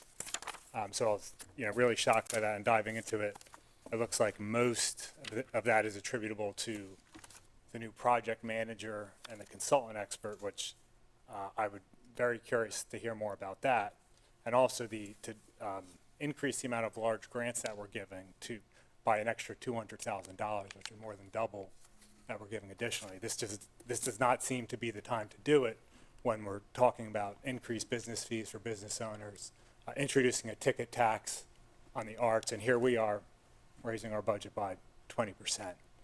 So I have one more after that, but I'm not sure who I'm directing that to, Mr. Chair, but appreciate any clarity. I believe it would be Ms. Bassnight or Chief of Staff Parikh. So, the bulk of the increase, as was mentioned in the presentation, as you had mentioned, Councilman Spadola, 192,500 is related to large grants. And in conversations with various council persons, it was the intent to be able to restore the large grants back to what it was previously, prior to the pre-COVID level, at the level it was at the prior session of council under the 107th session. And it was a need that we take that amount and you divide it amongst the 13 members of council, because they believe that there is a need within their community to provide community supports for a lot of the small nonprofits and organizations within their districts. And actually, the request was greater than 192. They wanted to have it restored back to the original amount of 350. So that's the reason that's there. As far as the funds in the consultant account line, we wanted to have $20,000 in for a project manager. As various things come up, we will need the expertise. For example, reparations. We need someone to be able to manage that task, as well as other items or issues that come up. The additional $30,000 that's in our consultants, that's for as needed basis for contingencies that come up on various subject matters where we need the expertise. Okay, thank you.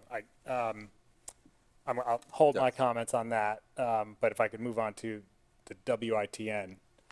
Just doing some quick math, it looked like the franchise fee, thank you for putting the updated revenue projections this morning on the slides. It looked like the revenue projections from the franchise fee was just under $1 million. And if you take into account what the county's paying WITN, WITN will essentially be bringing in $1 million, yet their expenses exceed $1 million. So is WITN officially in the red as of this year? And where is that money coming from to fill the gap? Okay, so what happens with, may I speak, Yes, Mr. please. Chair? Okay, yes. So what happens is, as of this moment, our KTV fund has a fund balance of $2.3 million, right? So what happened is, any differences, the money will be drawn down from the KTV fund balance. So we knew that at one point, our number of subscribers were going to decline, and the number of which impact our franchise. So which is the reason that we're going to be renegotiating our franchise agreement, and we hoping that we can get additional revenues to be able to think differently, because when this agreement was done 12 years ago, we didn't know about, Wi-Fi. So many things has changed. But the good thing that council has done is truly to use the KTV funds for KTV purposes. I want to say probably about 4 or 5 years. I want to say not 4 or 5 years. I believe about 4 times funds was transferred out of the KTV fund to help with the general fund. Other than that, those funds has been solely used for KTV purposes. So we do have a strong fund balance to be able to mitigate the years if there is to be a shortfall. So we are looking at like what that tipping line is to see how long that could last us. So say, for instance, there's no changes with this new franchise agreement, right? We can look to say if we assume that WITN's budget increases by 3%, and if the franchise fees keep declining by 3%, we can look to see how long that 2.3 fund balance will be able to carry us before we get to $0. Sure, thank you. And lastly, Mr. Chair, if I Yes, could. please. Yeah, and just in going back to, in terms of the large grants, obviously nonprofits, they have unlimited needs. There's unlimited resources needed. And again, I would suggest that with WITN, with sitting on a $2.3 million fund, we could put money to a lot better use than funding a cable company. Thank you. Vice Chair Harley, I believe I had you now. Yes, thank you, Mr. Chair. My question is regarding the wage tax charts that we were just looking at, I noticed that it has an ordinance number there. One, are we considering including, I'm just trying to understand what is the ordinance number related to that was on the slide? If I may, Chairman? Yes, Okay. yes. So those three ordinances were the ordinances that tells like when those changes was made. So that's the purpose of those three ordinances or ordinance numbers, because we want to show you the years it happened. As you can see, it goes all the way back to the 1970s. Oh, I apologize. That's not the slide that I Okay. was thinking of. I guess my question is, are we considering an ordinance to do wage tax increase? No, so the purpose of this presentation was to share with council what it will look like, because we know it's a political decision. So we just wanted to show you, like, if you make an incremental increases, what it will look like. And of course, it will require action of the Delaware General Assembly to make this happen. So it's just more for informational purposes. Perfect. That was the answer I was looking for. And on the last slide where it said wage tax revenue, the 1.25%, it had, is that 60? That's 60 million on that last chart. The one, it showed 1.2, 1.25, 1.35. It showed the different percentages in the bars. That's what I'm looking at. Yeah, so It's you actually talking the about last the blue chart? The last chart The chart. for wage Back one. wage tax revenue. That one right there. I was just making sure those numbers. That's for 1.25%. That's 60 million. We can go to the previous 1 point. we can go to the previous Oh, I thought that was the last slide. Yeah. Okay, you want to go to the previous one? Yes. Okay, sure. The previous is a projection of this. Right. So they are the same thing, yes. Okay. Yes. Okay, so the 1.25. So 1.25 67. for 66.7 million US dollars. Okay, I just wanted to make sure those zeros were right. Okay, all right. That's all I have, Mr. Chair. Thank you. Thank Thank you. you, Marshall. Councilmember Cabrera? Yeah, I also had concerns about adding these new positions, our budget going up, the amount that it is when we're asking other departments and others to cut and to have austerity. When we know that police and fire are going to start negotiating about their wages being aligned with what other areas and cities are paying, and rightfully so, public service. I mean, they keep us, they come when there's a fire and they keep us safe. And right now they're doing a great job to keep crime down in our city. So I'm not sure why we would need a project manager. We have fellows that work in the office. So not sure what projects are coming up that we have to have someone funded for that. And then we have a consultant on top of that. You know, at some point, either we need to unite these jobs and have one person do both, maybe give them a little bit more, but not seeing the need for that. In addition, we just heard the mayor's office present their budget, the funding that goes into HBCU week, the money, the success that has had, the amount of students that are signing up for that. So why are we spending $10,000 of our budget to also contribute to an event that's well-placed, moving along, it has successes, it's not like it needs an infusion of money to get more kids involved. So that was another one. Can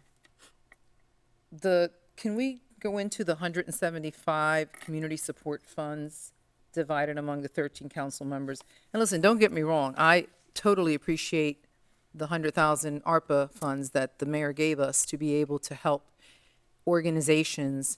And for us at large, I mean, we got a whole city that hits us up, the students for the scholarships.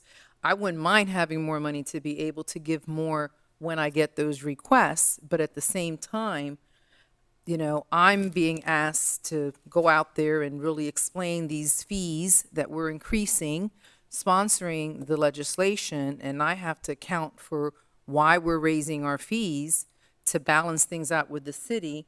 So, I mean, people are going to hold me accountable as to what this money's for. So I'd like an explanation on that 175. And not saying that I don't appreciate the opportunity to be able to fund businesses, students, put those resources in the community as I have been doing with my ARPA funds. But is this the right time to do that when we're asking others to cut back and we're getting ready to impose fees and, extra monies on event tickets? I'm not opposed to any of that because we got to balance our budget. And at the same time, I'm arguing that we put more money into the Wilmington Land Bank where we were actually making a difference by repurposing those homes, and we're seeing those successes.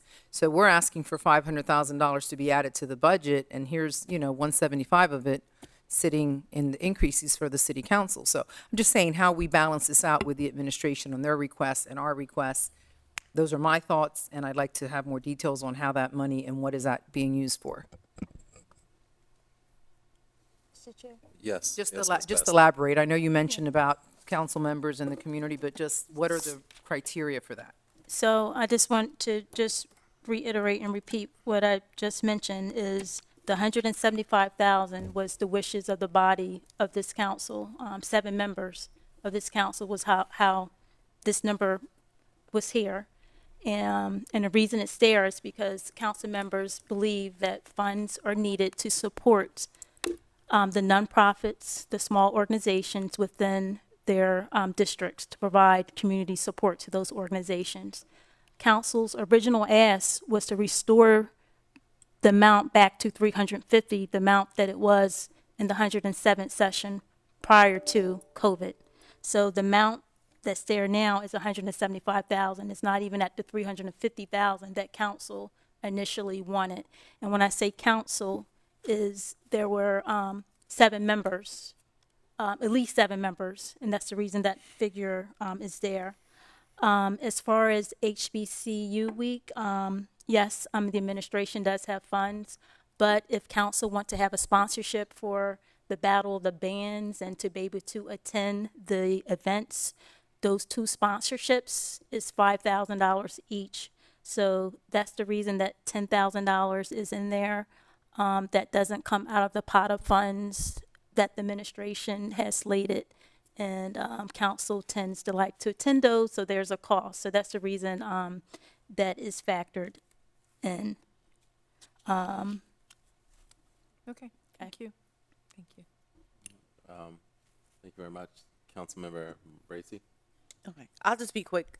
I can say on the record that I was one of several that was in favor of the $300,000 or $350,000 in community support fund, and the only reason I'm bringing it up is because we don't ask for much on council, and the ability to be able to help constituents in our communities, to be able to, as you said, people hit us up all the time. So to be able to, support nonprofit organizations and to support initiatives in the community is an important thing to me. And considering we're not, it's not like we're asking for raises or something, way off base. We're saying let's make sure that we're not reliant on the administration when it comes to how we support the community. So having some funds that council can utilize, I think, is important. Is it still 300? I don't know. Is it 175? I don't know. But I think that it's important that we have something that we can use to help our community. Is there some way that we can, look at what, Councilman Spadola is saying with the KTV funds? Is there, a way that we can be creative? I don't know. But I think that there are conversations that we should be having around how we are supporting our community. What does that look like? And also, how are we being fiscally responsible with what we have? Thank you. Councilmember Field. You can get Harley first and then me. Well, I'm going to do first round in first chamber. round, So okay. actually, Councilmember Field Fields. and then Field, okay. Fields. Me 'Cause first? you're here, yeah. Okay. All right, thank you. Can you hear me? You can hear me clearly, Yes. right? All right, so, I sat here and, I'm listening. And, I would just like to say, I mean, I hear everyone on council. But my thing is, why are we questioning our own budget? We, this is how we're operating. This is how we're getting what we need to get done in the community. For us to sit here and question what we need in order for us to be successful, it's mind blowing. Obviously, we're putting these requests in because it is beneficial to. It's not for us. It's not going in our pockets. This money is going back into the community. We're asking for project managers so they can help us find grants, other than having to go to the administration to ask them for money, other than having to go to other organizations and asking them to give us money. We need project managers if we don't have certain organizations within the communities to distribute monies and to do certain projects, housing projects, improvements, facades, beautifications. We need people that's going to look over top of these projects that's being done. So, all for nothing, some of us have citywide positions, right? So you have to answer to everybody. Some of us have some positions where we have to answer to 9,800 people, okay? And in that 9,800 people, I have, and I will continue to say it, and I don't care if you don't like it, I have a district that has not been serviced for years. This money here will allow me, along with my other colleagues who borders the district, to put back into the community what it has not been receiving for over 18 plus years or so. Why are we, as council members, sitting here questioning our own budget when we know that in other departments they're going to get their money? They're going to get their money. We're cutting ours so everybody else can have theirs. Is that fair? We work hard. Yes, we're working for the people. And in order for us to work for the people, we need the funding. So why not ask for it? Why are we cutting ourselves short? We work hard every day. So it's not a question. This is just my comment. So, whether you like it or not, you already know I don't care. But I'm just saying what I have to say. This is not personal. This is business, because I'm passionate about my community and I'm passionate about my people. So to hear that we got to cut something off from us to satisfy somebody else, that's not fair to us as council people. 13-7, however you want to say it. It's not 13 or 8, excuse me. It's not fair. Thank you, Council Chair. And I don't need a rebuttal, and I don't need nobody to come back. Thank you. Anybody else in chambers first pass? Councilman White. Thank you, Mr. Chair. It's not anywhere near October 31st, but yet we seem to want to create a boogeyman, and that boogeyman seems to be ourselves. I'm missing my civic meeting tonight. One of the first times I've missed it in about 3 years. Many of us represent the last line of defense in this city. Many of us are involved with organizations that are the last line of defense in our neighborhoods.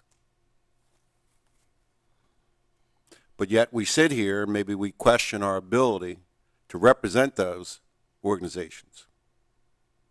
I surely don't. I've been on council 7 weeks.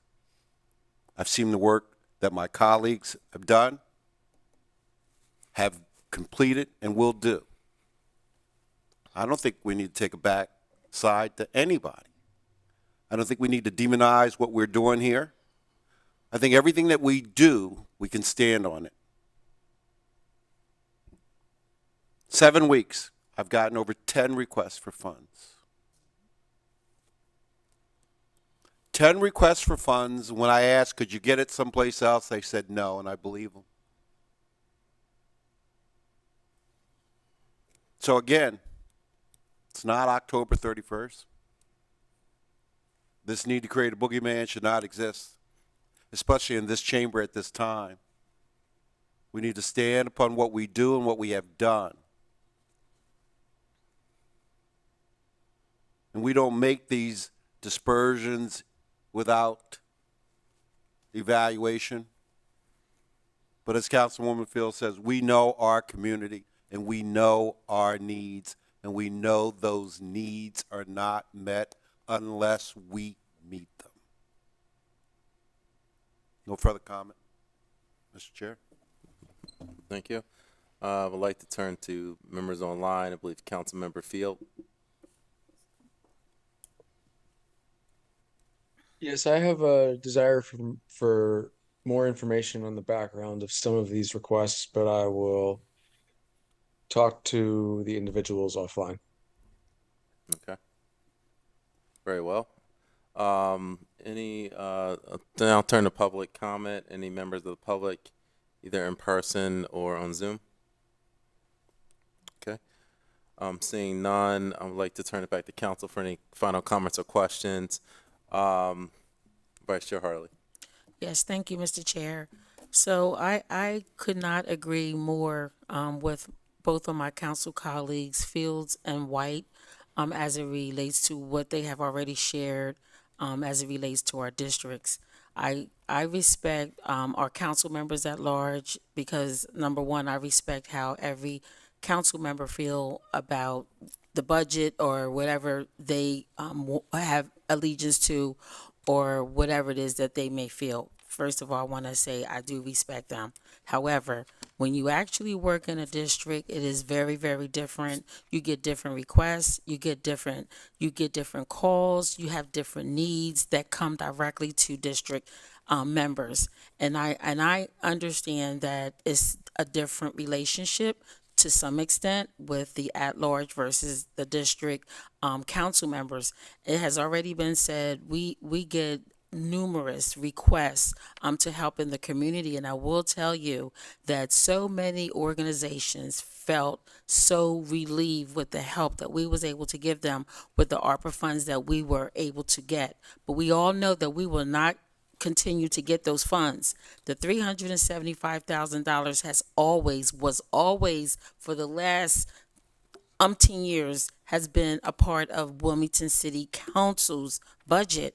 Why it went over to the administration, I'm not 100% sure. So number one, we are just bringing these dollars back to our budget where they originally started. That's number one. There is a great need. We're not going to get the $1 million that we tried to get again as it related to what we received the last budget. So we're not really asking for a lot other than funding to help this council to help our communities. And I don't know how to say it any more simplistic than that, especially as it relates to the 370 or 350, 375, whatever the number is. As it relates to that, I don't know how to say it any clearer than that the community needs those dollars. And we are the last line, as Councilmember White said, in terms of help for them. And like I said, I do understand if other members don't get these requests, don't see the need. I do respect that. But for those of us that are getting these requests on a regular basis and our constituents are letting us know how it has helped them and how it has even given a lot of them more community pride and etc. These are the types of feedback we want to hear from our constituents as it relates to how is City Council helping the community. And this will help us not to have to rely on any other source to help the community. So I just wanted to make sure it's on record that I definitely support getting that money back. It's not like it has always been on that side. That two years, I guess it has been 3 years, I don't know, but it's time to bring it back. Thank you. And I would like to make a comment before we close. Well, I'll give council members a chance, but as the chair of finance, I owe it to the public to give a historical context that there was a $300,000 council fund that was actually in place before the pandemic. And when we hit the dark days of the pandemic, in which we were on daily calls with the administration, trying to figure out a path forward. It actually hit right as we went into budget season. So we had to, I was on the finance committee, I was not the chair at the time, but we had to make the decisions and cuts, severe cuts through the city.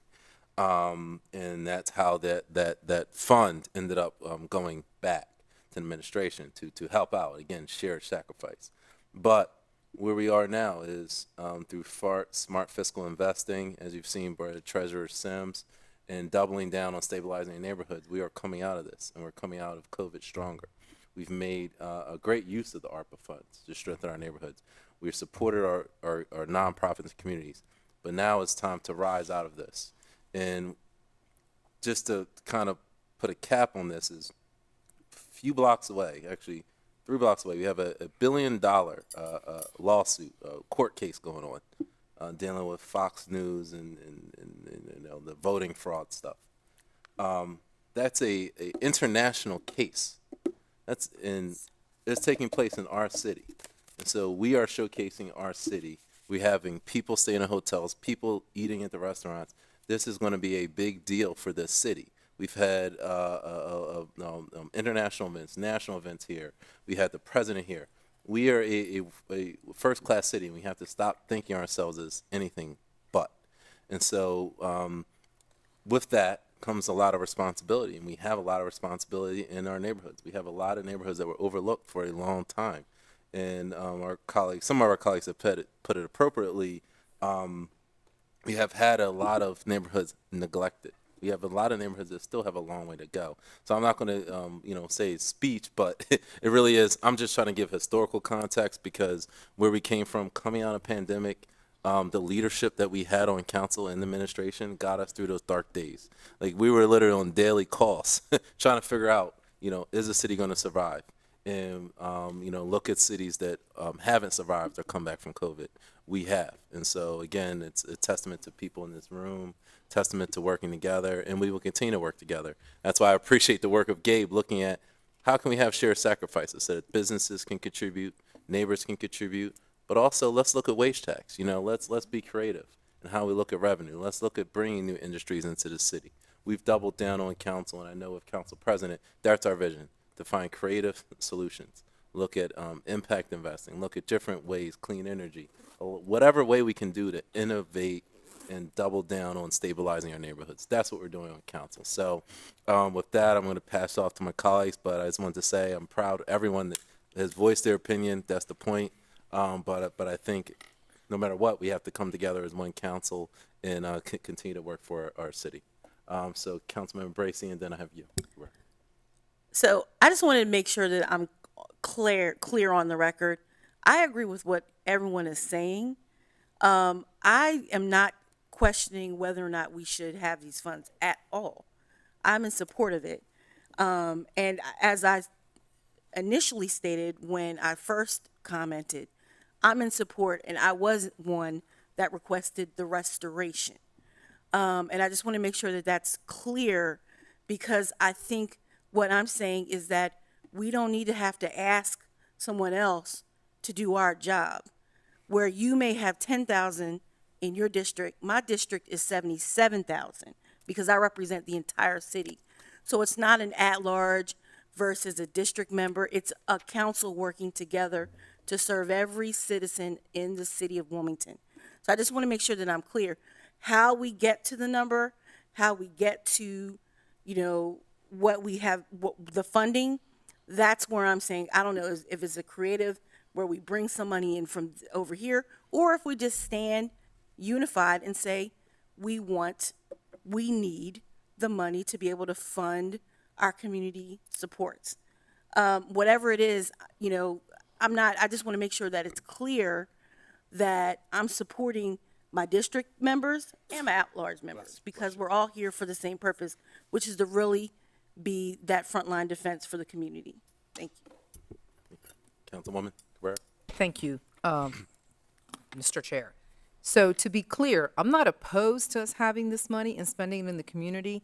And thank you for the backstory, because I believe there was a time when we may have had even more than that to recollect, but not having seen it coming in And having added it, obviously, I am entitled to ask the question. I too will reap the benefits of being able to share that money in everybody's district because our requests come from everywhere in the city. So that means that your constituents sometimes get double because they get it from the at-large or quadruple and from the president. So I'm not opposed to that, but I am going to ask the question, and I have to ask the question because I'm being asked questions, and as our colleagues eloquently put it, we do have to answer to everyone in the city. There might be communities that don't have the same need that other neighborhoods have. So, but we're accountable to all of them. But I'm not opposed to us having resources to put out there in the community, not at all. So, you know, but this is what we are. It's the budget time, and this is when we have to ask questions, because we're also asking others to pay more in terms of fees, and I have to be able to answer to everyone. We all have to answer to everyone as a collective. But thank you for the comments, and we are a united council. We are working together, and we're going to pass this budget together come hell or high water. There'll be some cuts here, some slices there. We might add here, we might take away. That is the budget process. That's what we're here to do, to have an argument about the issues and to come together at the end and to vote on it. Thank you. Thank you very much, Councilmember. Councilmember Mills? Yes, Mr. Chair, thank you. Final comment. Just wanted to say thanks to Gabe for the wonderful report, and just to get a historical context, if I could, on why the wage stacks, not just for myself, but definitely for some of the constituents, why there hasn't been an increase, and just to find out where does council stand in reference to trying to get an increase, if that's possible. Okay. Why? Well, I think again, I'm not a city historian, but I believe, and Gabe may be able to chime in as well, I believe it was to bring industry to Wilmington. And that's why it was lowered to historical lows. Same thing as property taxes. You know, property taxes haven't been reassessed. And Gabe, I don't know if you want to add anything. It says what you found in history books that occurred in the 1970s and 1980s. That probably is because of economic recession and to support people, so the tax was lower. But I think it's long overdue if we want to change it. Okay, so it was now what years were recession? Because those were those were the Reagan years. No, not really those the general before that? recession I'm talking about. Oh. I'm just talking about the standard of living to support people, you know, to boost people's income, just to reduce it so that people will have more disposable income in the city. Okay.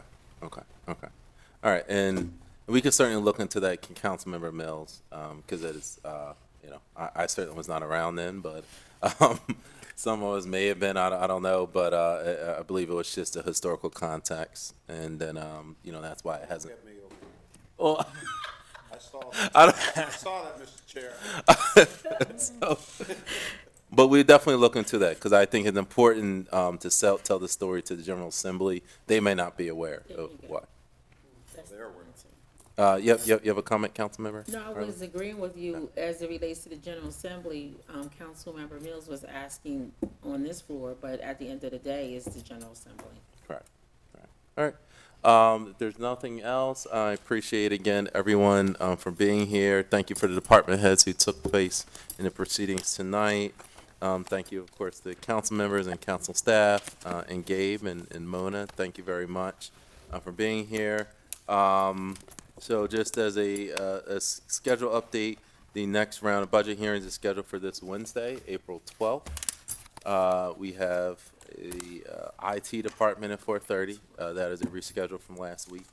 We have Public Works Water Sewer Fund at 5:30, followed by the presentation of Water Sewer Fund fiscal year plan at 7.